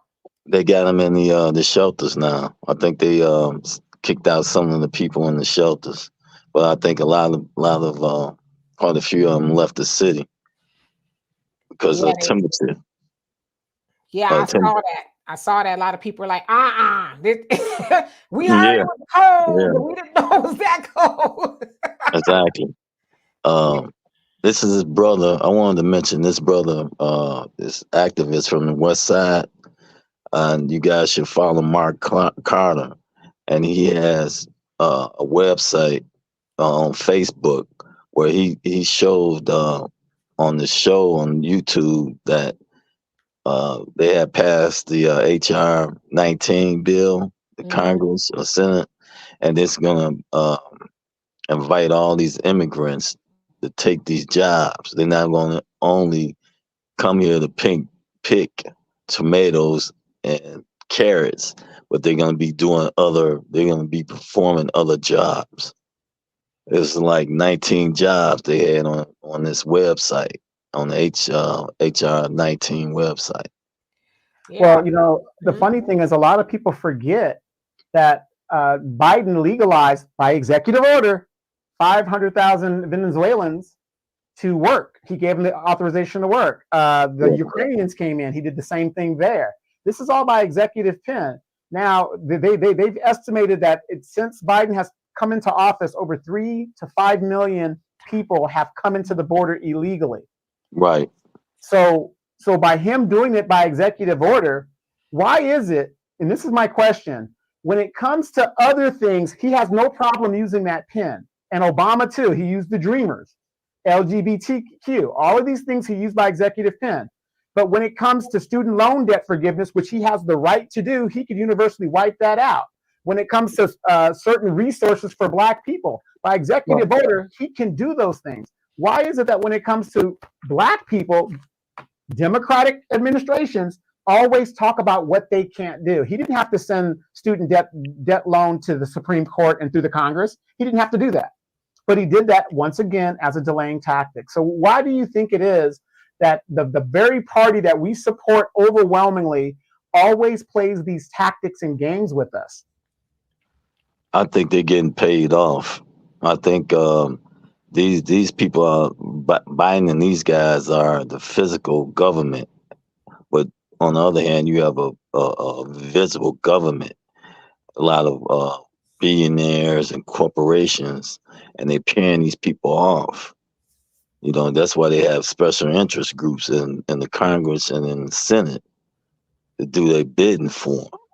I think that American black people, we need special interest groups in order to put pressure on these people and our own people that are in Congress and in the Senate to do our bidding. Well,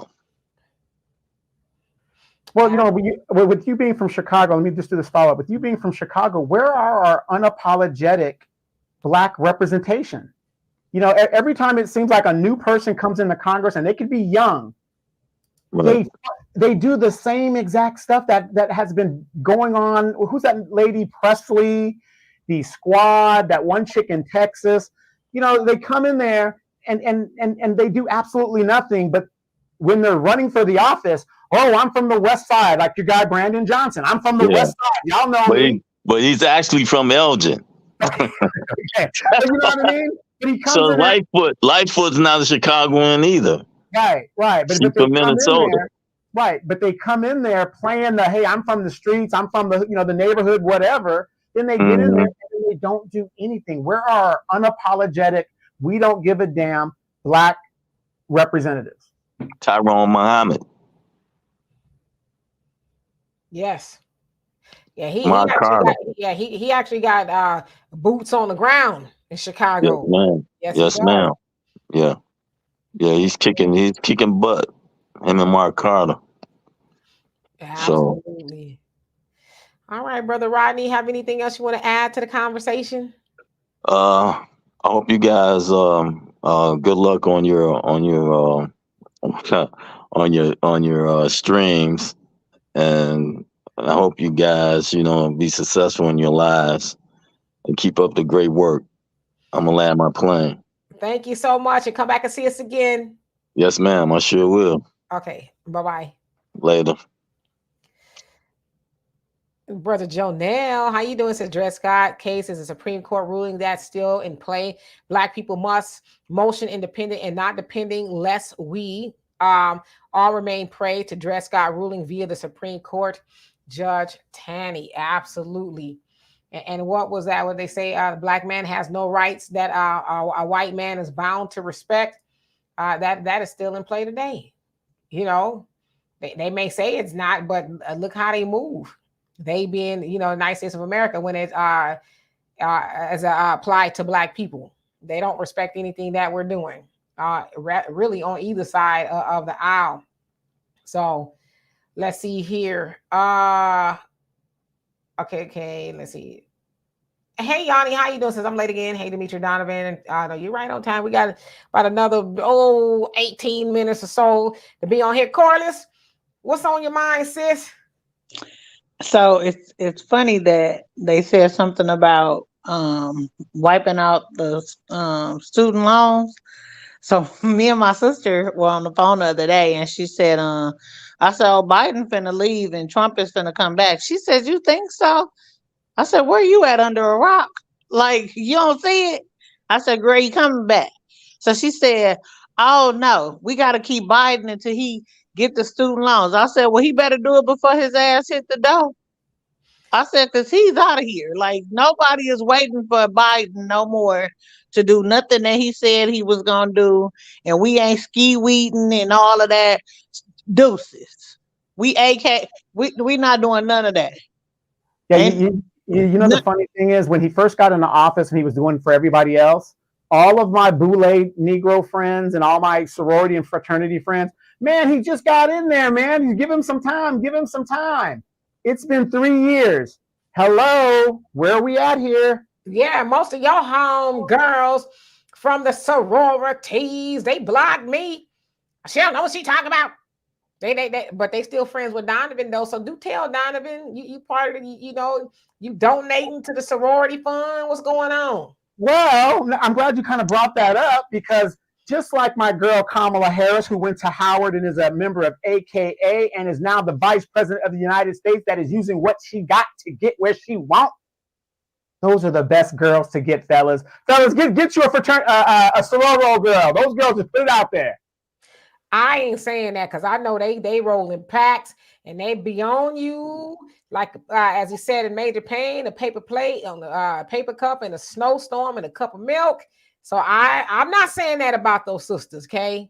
I'm just saying, if you look at her record, she was with Low Down, Willie Brown, Montel Williams before that, and all of a sudden, this woman comes out of nowhere, first generation, because let me tell you guys something, and this is, again, I'm not trying to be derogatory, but I'm just going to say it what it is. Black people, we are ignorant when it comes to politics because it isn't the national level that matters. It's the local level. It's the local level. But here we are, oh, Kamala this, Kamala that. You don't even know Kamala's record. And all I'm saying is when we uplift these street urchins, I'm trying to be nice, these street urchins up to these levels, and we expect so much from them, we haven't even had a black president till this very day. Barack Obama, yeah, he's a black man in skin, but his lineage is not the same as ours. Kamala's lineage is not the same as ours. So my thing with Kamala is this. You had a lot of qualified black women that could have been nominated for that position and done these things and didn't have to sleep their way to the top. I don't care what anybody says. She used what she got to get what she wants, which is smart. It's a transactional relationship. There's nothing wrong with that if that's what it's going to be. But there were several women who were in the mud for years, and this woman stepped over them using her tools to get where she wants to go. And now, wait, now we have a Fannie Willis. Notice this is all the Democratic Party. I'm very sure it's in the Republican Party too. We got Fannie Willis caught up in something. The mayor of down in New Orleans is caught up in something. I mean, all of this stuff is jumping off all over the place. So again, and what did a lot of these women have in common? They're part of these sororos and the boule. They're all part of this stuff. Yes, indeed. Michael, how you doing?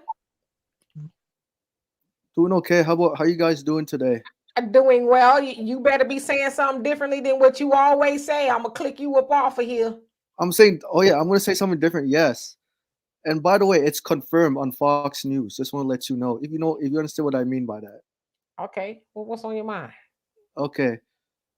So Donovan, to answer your question, or the point you make that there are a lot of qualified black women that could have run as VP, and I'll explain to you why a lot of Democrats prefer Kamala over other black female candidates, because they know that Kamala Harris is a modern Democrat. She's very safe, so we need to find someone who's very safe at winning. If we hire someone who is like more bold, ambitious, and especially changing the entire criminal justice system, it would make Mzungu voters very, upset, angry, because white voters are going to say, oh my gosh, if we radically change the criminal justice system, oh, that means crime's going to go up. As white voters, we need to feel safe.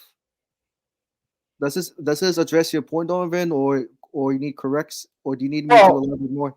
It's a good theory, but again, if you look at Kamala's record, she kept people.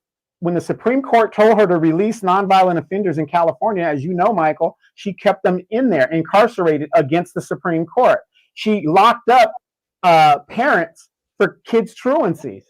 I mean, when she ran for president in her own right, if she was such a great thing, the black voters overwhelmingly rejected her. That's why I'm saying if they got rid of her, jumped her off the ticket, to me, as a political pundit that I am, it wouldn't really make a difference in where he's standing in the black community, because she's not bringing nothing to the black community because we didn't vote for her. She was selected.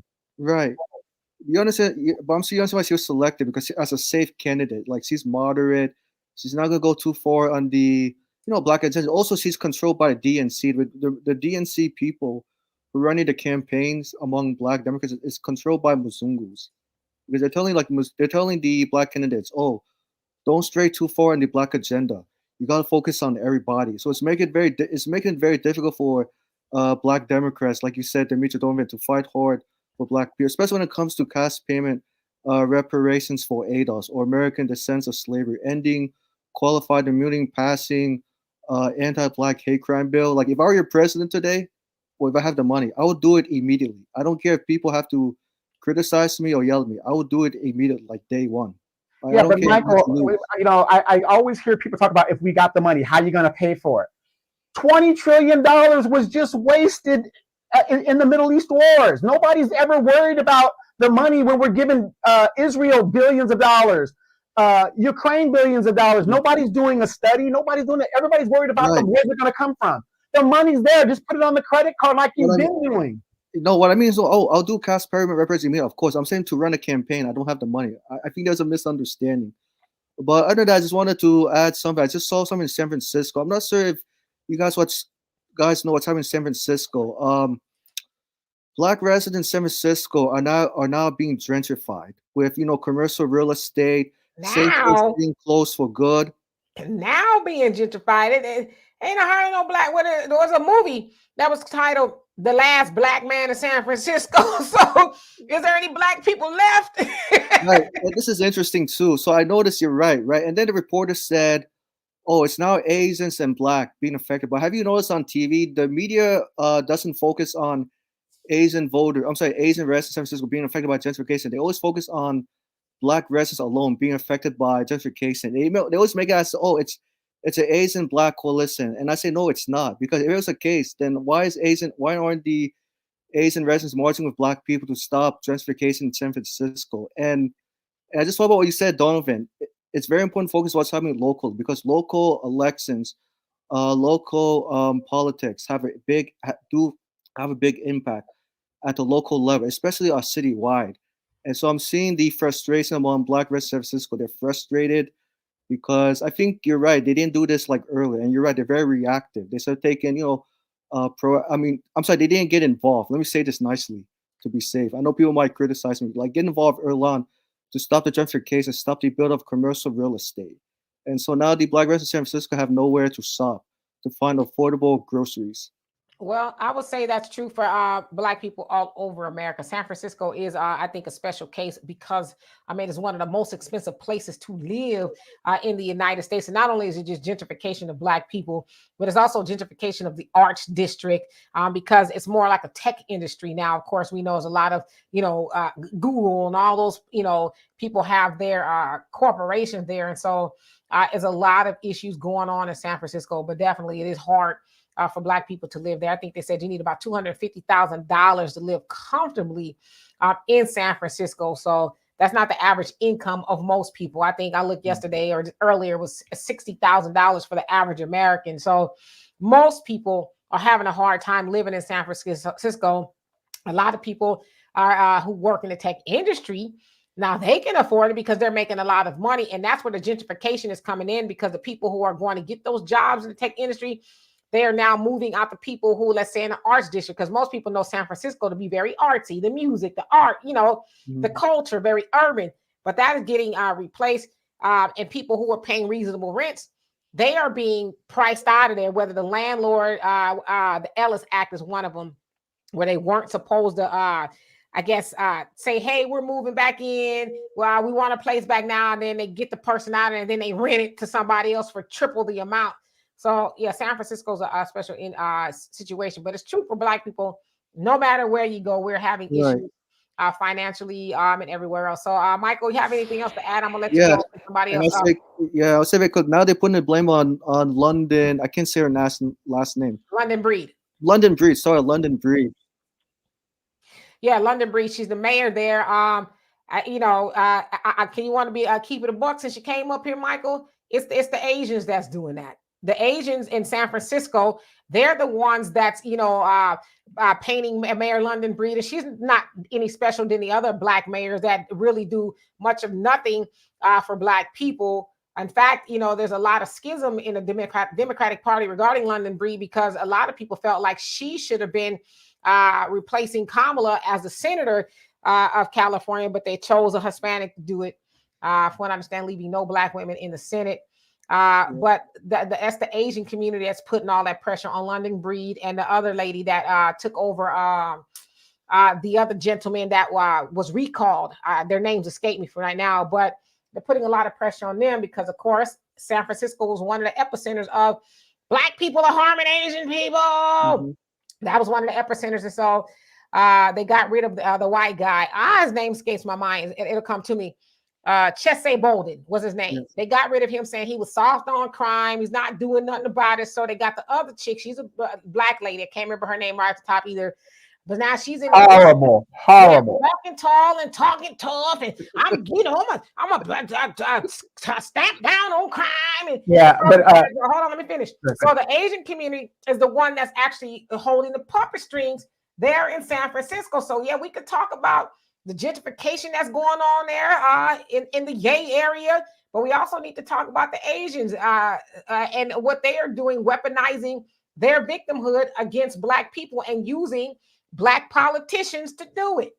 You're right. And are they doing this covertly or overtly? No, they ain't doing it covertly. They out in the open with it. They like, and this is the deal. We need more protection. Now, this is what they said. The Asian community said that and said we need more protections. Like, well, damn, y'all got an anti-Asian hate crime bill. What else do you need? So they have used. It's just a fact. It's not my opinion. It's a fact. The Asian community has used the Black person to get what they need by boogifying, if you will, the Black man and woman there in San Francisco to get what they want.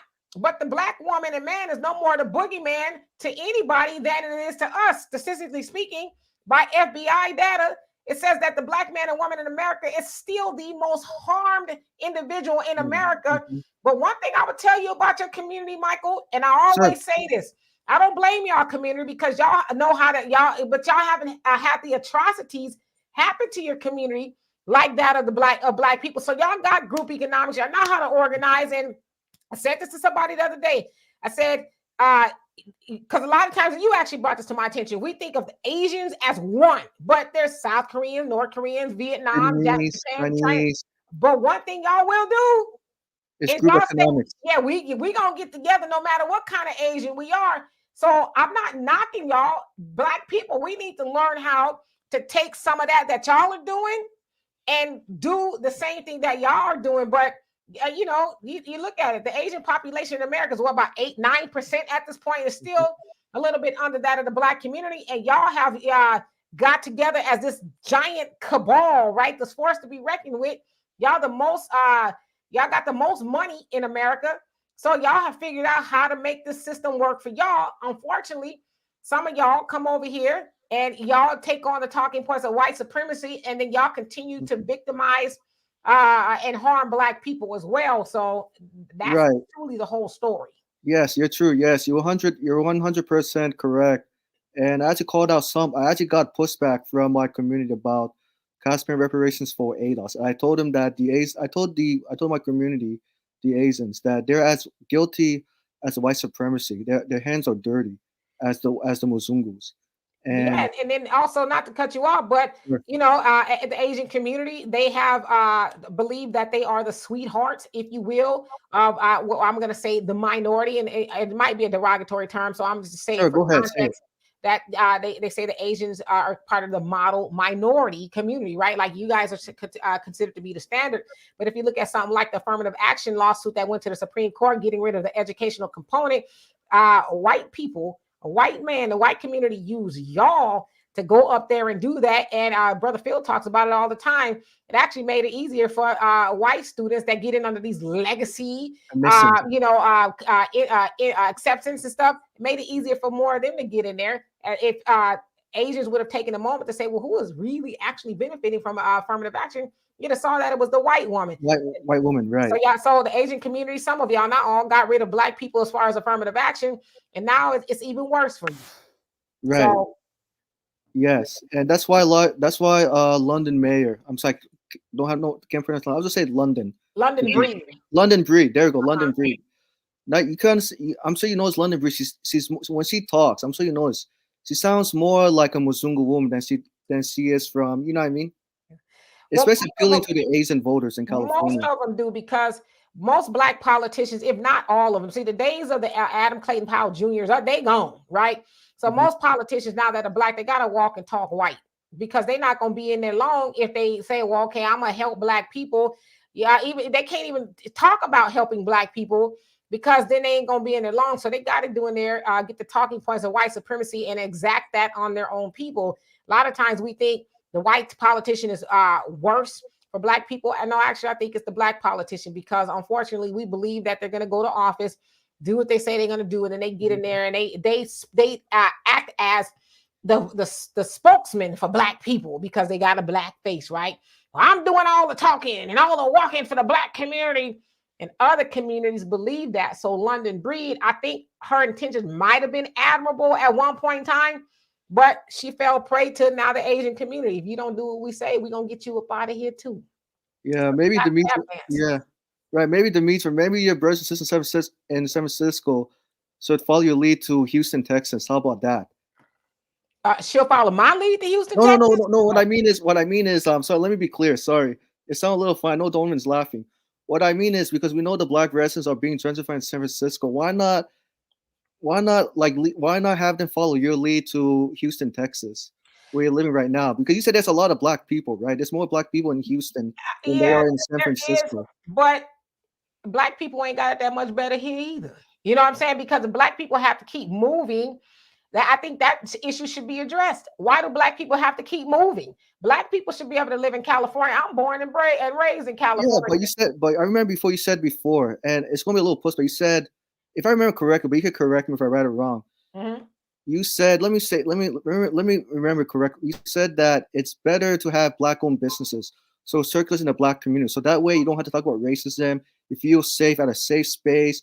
You can talk about any subject. Whereas if you're around like different groups, Asians, Mozungus, Jews, Hispanics, you also have to talk about race in front of them, right? But if you're around your own people, you feel safe. You can laugh together, eat together, shop together, just like the Black Wall Street, right? But let me ask you this, sir. Do you know? And Corliss, I'm gonna let you take it, because I'm just speaking about crime in any of our neighborhoods. It's extremely high, and we need to ask the question why. But Corliss, what was you gonna say?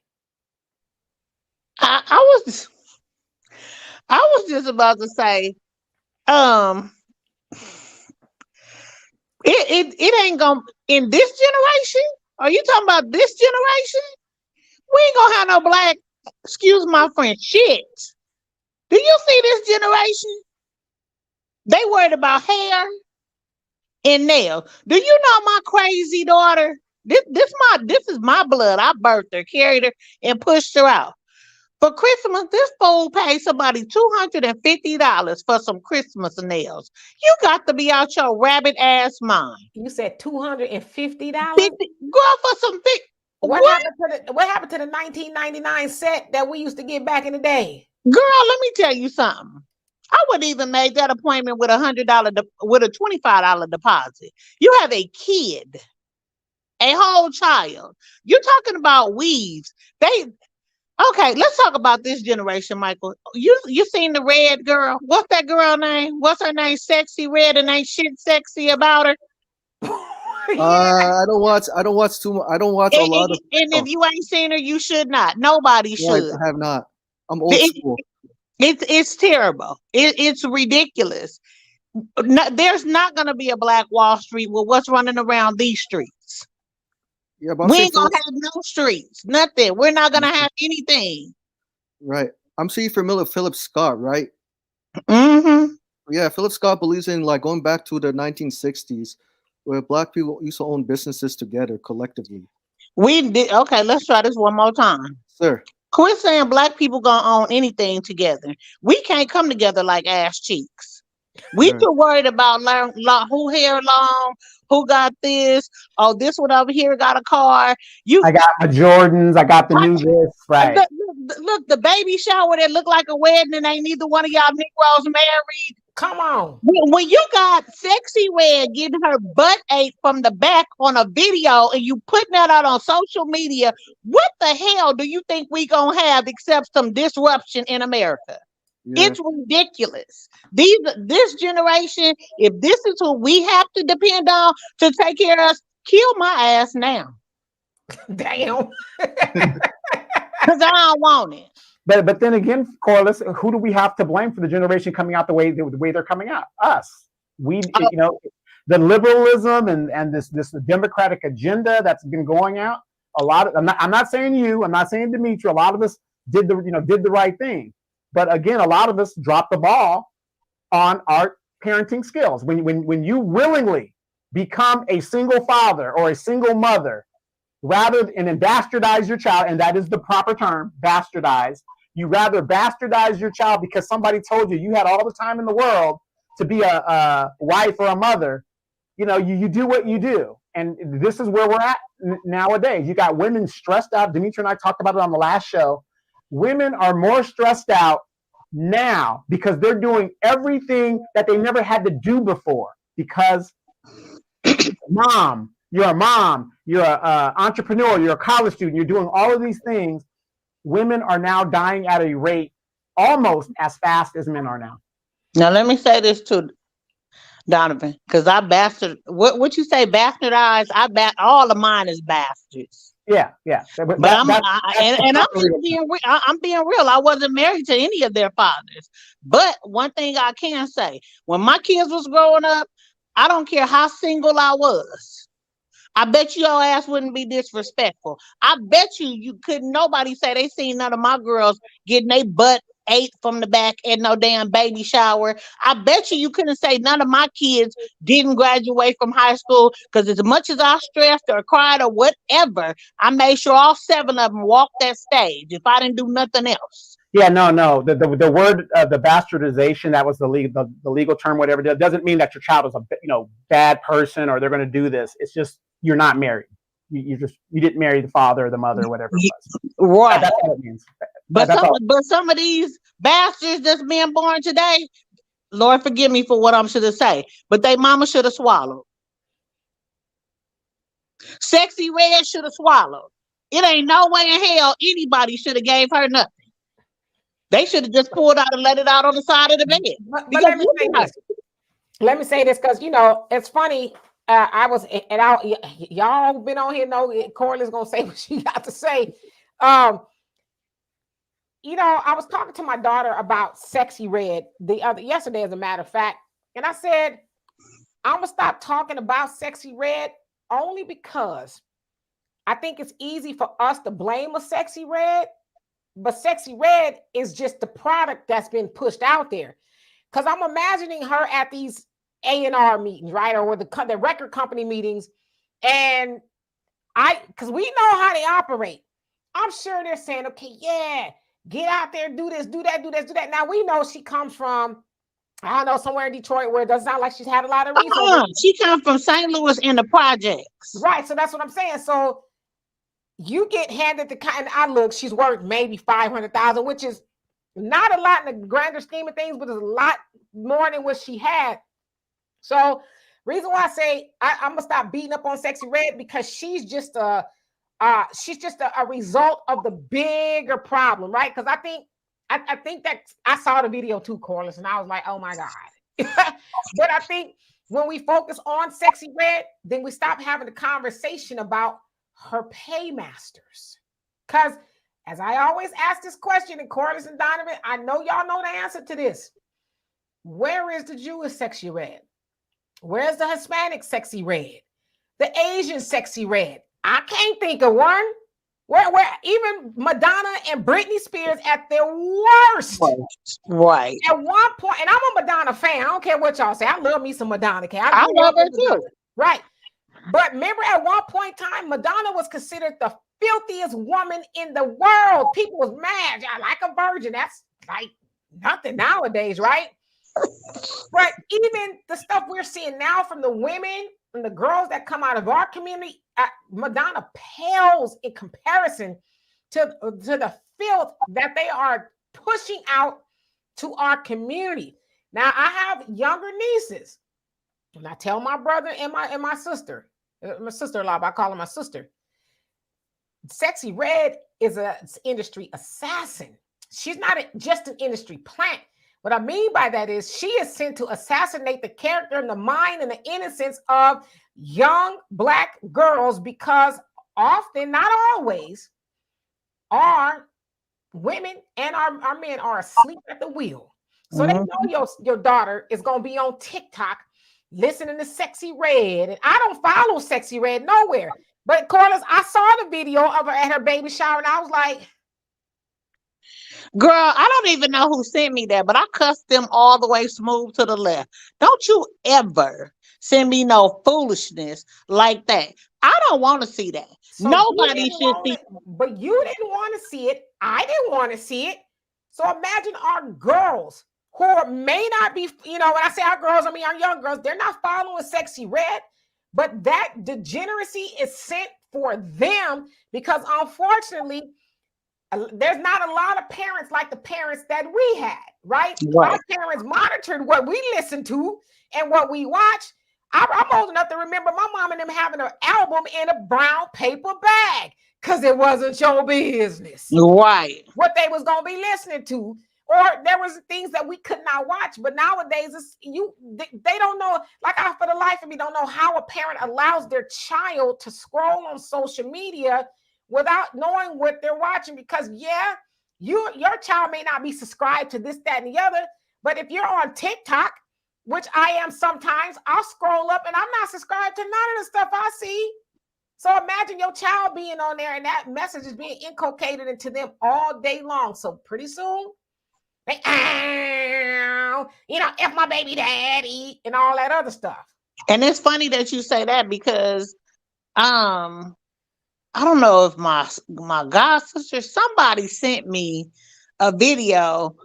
I didn't even know the girl's song at all. They're at these are little kids. I don't even think first grade, baby. I'm talking about singing and you can't read your ABCs.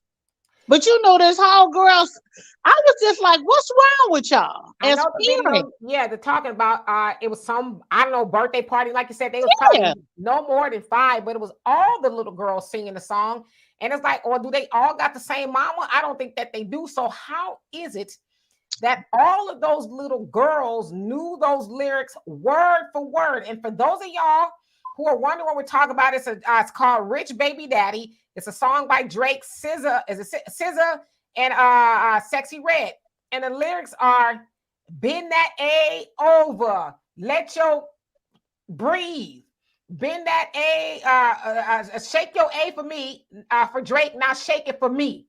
Now, this is what girls 5 and under, give or take, were singing, and they sung it like the happy birthday song. So I saw in a lot of the comment sections, people saying, oh, they need a whooping. Oh, they need to whoop. Why are you whooping the little girls for? Whoop the parents. You gonna beat the little kids so you're gonna re-abuse them because it's already abuse that those little girls know that song, but now you're gonna go and abuse them for singing a song that you as a mama or daddy sat up and repeatedly listened to the point, or they own social media to where they know those lyrics, and then the dumb idiot who filmed it and then uploaded it to the internet like that was a flex. But surprisingly, there was a lot of women, some dudes, was defending it. Oh, they were smart enough to bleep out the words. They was just having fun. But they can't read though. No child left behind. And that was including the mama. Right. See, Brother Don, you there? Not yet. Yes, Demetra, I'm here. There you go. How you doing? Yeah, I'm here. I'm good. I'm rolling. But I had to jump in on this. That oh my goodness, that woman, if I can so call her that. Which woman? The bought and paid for Mammy of San Francisco. A London breed. Oh, we won't even talk about her. And yeah, they got this place on lock. And it's a trip because I've seen this around the Bay Area.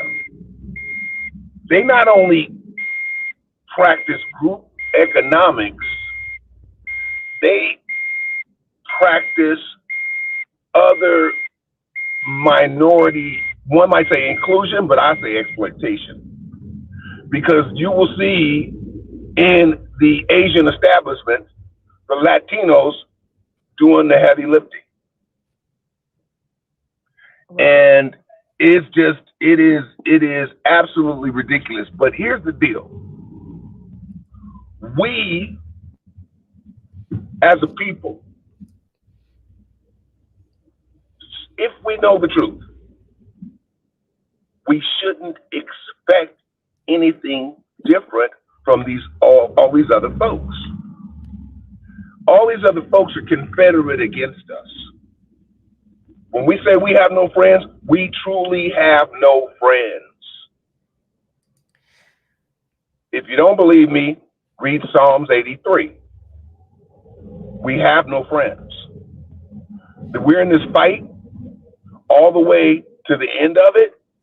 And the good news that I know is it's not going to end well for these other folks. It's just not going to end well for them. Because you can't go through history and do what you've done to a certain people and think that nothing's going to happen. I'm sorry. That would make the creator a liar. And that's one thing he ain't. Man lies, women lie, children lie, but the creator don't lie. And just one of the reasons I jumped in was because I saw that video. It broke my heart. It broke my heart with the ballet teacher. Was it that broke my heart? Yeah. That's a different story that I'm talking about. I saw the ballet one, but the other one, these little girls were at a party and they were singing along to different Sexy Red lyrics. So, clearly Sexy Red has the culture of Sexy Red has permeated the youth, and it's a bigger play at hand. And I'll say this, where I do fault somebody for going along and being used as a tool. I don't know what your condition was before you got your deal, but who I do fault is, I'm gonna put his name out there too, Larry Jackson. I fault your black ass, Larry Jackson. You were supposed to be about the people, and you turned out to be a trick. Who is Larry So you Jackson? kissed my ass. Larry Jackson is one of the partners on the label that Typhoid Red is on. Oh, Larry Jackson is from here. But he's from here. Yeah, but you got to. I'm not making excuses, but there's a bigger play at hand. You know what I mean? Oh yeah. Those people are being used. I would imagine Sexy Red or Larry Jackson or whoever these people are. I'd imagine they probably want to be singing about something else. But we know. Come on, we all been around since damn near the inception of hip hop, right? So we've seen the movement of hip hop go from its inception to conscious rap. To me, that was the best time of rap. Time. But then now that's considered underground. The stuff that we're hearing now with your Sexy Reds and all them, that was considered underground music. Like you actually had to go find that to listen to. But now the conscious rap is underground. You don't hear it as much as you hear the other stuff. So it's all by design. Yeah. Oh yeah. Oh no. There was a meeting. To make the shift because it was gaining too much power. When we start to unify and these types of things, if you study American history, you will see every time that we start to come together as a people consciously and start to flex our power, they stand in the bootlicks. And so during the conscious music time, they got these executives, these producers and so forth and so on, to change the scripts. The ones that bought into the deal, the ones that didn't buy into the deal, well, their careers didn't match. They didn't last too much longer. But this was all by design. And even when you deal with the vibration levels of the music, they are set to put your mind into a certain state. It can put you in a trance. I remember when the song Hit 'Em Up came out by Tupac.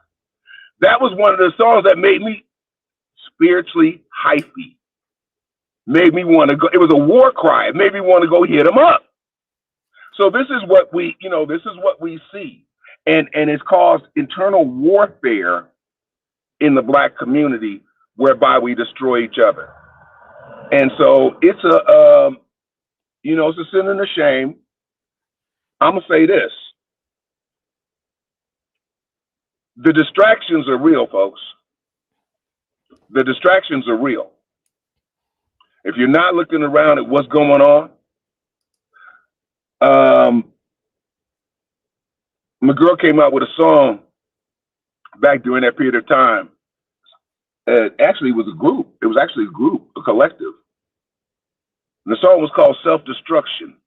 Oh, yeah. And it was a forewarning to our people. But I'm going to tell you this, America. That's where you're headed. You're headed to self-destruction because the atrocities that you committed. And not only the atrocities you committed, but the atrocities you committed against a certain people. And I'm going to land my plane there. All right, Brother Don, thank you so much for coming on here. I didn't realize we had been on here this long, but we about to get out of here too. But drive safely, please do that. Yeah, I'm at home now, so I'm gonna land here and love you, sis. All right, Brother Dave. Bye-bye. And Brother Michael, we're going to let you go as well because we're going to get out of here. I've worked all day from sun up to sundown and I is tired. Like, y'all, I didn't even do my hair today. I put on this scarf. I was like, yeah. That's what it's going to be today. And you got a little baby hair, girl. It's that good hair. There's a lot of. No, it's not because she didn't pull it down to be the bat wing that the forehead, lashes. Don't do my girl now. Don't do my girl like out here with these wigs out here flying with that hair flipped up and rolled over to the side. Don't come over here playing, Donovan. Yeah, I started to comb my hair today. I was like, I just don't feel like it. Honestly, I didn't feel like doing nothing today, but I had a lot of stuff to do. I was like, okay, you know what? It ain't about you right now, because if it was up to me, I'd be in the bed with the covers pulled all the way up, letting the TV watch me. I would be with my hair, you know. And that's how she spends her days, trust me. And that ain't often, trust me, because I always got something going on. I ain't lying. Yeah. So I like your deck. Sorry. Never mind. I didn't want to interrupt before you're about to finish. I was gonna say I like your decoration. Also, I like that background in the picture that shows unity. You could probably tell a little bit more. That's Madam CJ Walker. Yeah. That's Madam CJ Walker. It's her house. Obviously, she's not here anymore, but that's Via Lararo. And it was a house that she bought after amassing a major fortune in, you know, hair care products and all that. She was considered to be one of the first ones that fashioned the MLM, if you will, multi-level marketing model like Avon and Herbalife and all that. So she was credited loosely with creating that. And so that is her house.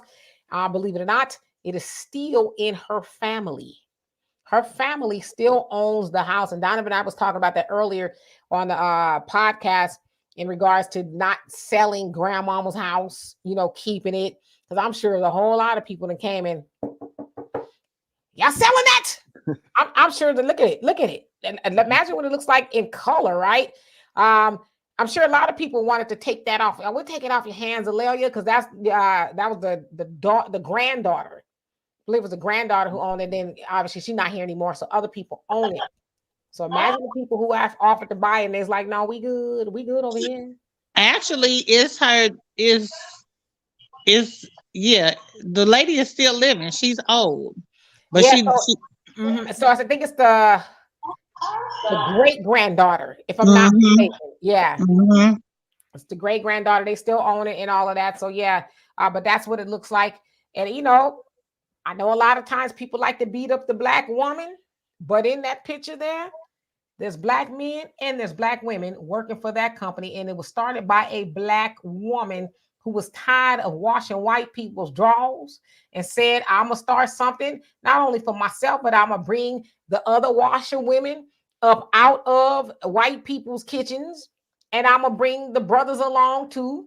And she built that fortune. So I'm saying that as a black woman, every time you think you want to get froggy and talk about black women, what black women ain't doing, all that, you think about Madam CJ Walker and the legacy that she built, not just for her family, but her people. And she taught other people that you could be more than washing the dirty laundry of white people. Don't ever forget. That black woman may not be the backbone of the Democratic Party, but damn it, she the backbone of this community for the most part. She is very industrious, very resourceful. You know, I know a lot of times people talk bad about black women, but when y'all black asses get in the lurch, who y'all call? Black women. And y'all, hey, black one, hey, big head, Mama, where my mama at? right. For those of y'all, as I said, it's your preference. But those of y'all who be looking down on black women, it's gonna be a black woman that's gonna come to the rescue every time. Matter of fact, it was a black woman who saved your raggedy behind. I'm talking to men and women for whatever you may have gotten yourself into. And I'm speaking as a black woman. Corliss is a black woman. Me and her both gonna tell you when the shit hits the fan, excuse my French, we the fixers. They calling us. Hey, big head, can you help us? My mama told me, I've taught you right and wrong. If you black ass gets in trouble out there and you're in jail or whatever, don't call me. Lose my number. Be done with it. And guess what? Never been to jail. You know why? Because she already told you right from wrong, and you got yourself out there in that water without your floaties. When she told you to get in the water with your floaties and you didn't do it, now more than likely your mama talking a lot of stuff because I'm a black mama and I've told my daughter certain things, but one thing we ain't never gonna do is leave our children in a bind unless they absolutely. My mom will. She means what she says. My mom will. It sounds good. Trust me. Your mom be like, no, my baby, where my baby at? Oh no, not my baby. No, my mom would be like, oh, are the animals okay? You need to stop by the house to feed the animals. Listen, I'm gonna tell you a story. My dad, you know, he don't mind me telling a story. He was, you know, a little baddie when he was bad, and when he's young, he getting into trouble, you know, rocking and rolling with the Slousons. Oh yeah, that's before they was, you know, cripping and all that. He was with the Slousons, okay, with Bunchy Carter and all of them. But my daddy, you know, he was a hothead, and he went to what they call the reform farm or whatever for boys, and his mama, okay, a strong black woman, went and saw her son every weekend the whole time he was in there. She never ever left him alone and made him think he was doing that time. He was 14, 15. He's doing that time on his own. And he said it inspired him because his mama coming up there, you know, to straighten up and fly right. So black women, we always, for the most part, gonna come to the rescue. Damn what the internet saying. Believe what I'm telling you. And look, Donovan, my son said the same thing because he knows, like, where they failed in court, baby, I'm going to stand 10 toes down, and trust me, I done found some things. He going to be well paid when he walk up out of there. He been gone almost 11 years, but it ain't no way he'll make it without me. I'm going to tell you right now, the black community will not make it without the black woman. We're not going to make it without the black man either. I'm not discounting the black man. But real quick, but just like we were saying about the sexy red thing, what is the most purest way to destroy a community? Through the women. Right. But the other thing, as I say, and I say this because I see people, I know we're supposed to be getting out of here. I see people all the time posting on the internet, black woman this, black woman that, black woman this, black woman that. And I said, oh my gosh, wouldn't it be nice if you posted about the black women who are actually doing something nice, that are nation builders and really are a credit to the race? Why don't you ever post about them? Women that are nation builders. Where? Look, wait a minute, Donovan, because I told D, I didn't tell you. But I actually got into some organizations where I'll be speaking on Senate floors. Oh, that's good. Yeah, so it's time to go big or go home, but I can't stand back and keep letting y'all do what y'all doing in the system. It's devastating. Right. So again, the black women, there's a lot of good black women out there really doing some good things, but unfortunately with the internet, you know, I get it. I'm a content creator. I purposely choose not to always talk about negative stuff. The black man ain't this, the black. I choose not to do that. Trust me, I can get paid. I'm good at what I do. I know how to bump my gums real good. I tell you all the time, I can get on here talking about, oh, the black man ain't this, and the black one. I can make a pretty penny, but I'm not gonna sell my people out for a dime, because as I always say, you're talking about it now and you're cashing that check now, but you really gonna pay for it later, because God is not pleased with the division of black men and black women. Because if we are the greatest of people on earth, the original people, and we are supposed to stand the test of time, Don't you think God frowns upon the continuously dividing black men and women? Of course he does. So who are we as man to usurp what he wants for us by dividing black men and women? Be very careful. I'm telling you, be very careful when doing that kind of stuff, because there's a heavy price to pay for doing it. So I hope that helps. Hey, Tony, how you doing?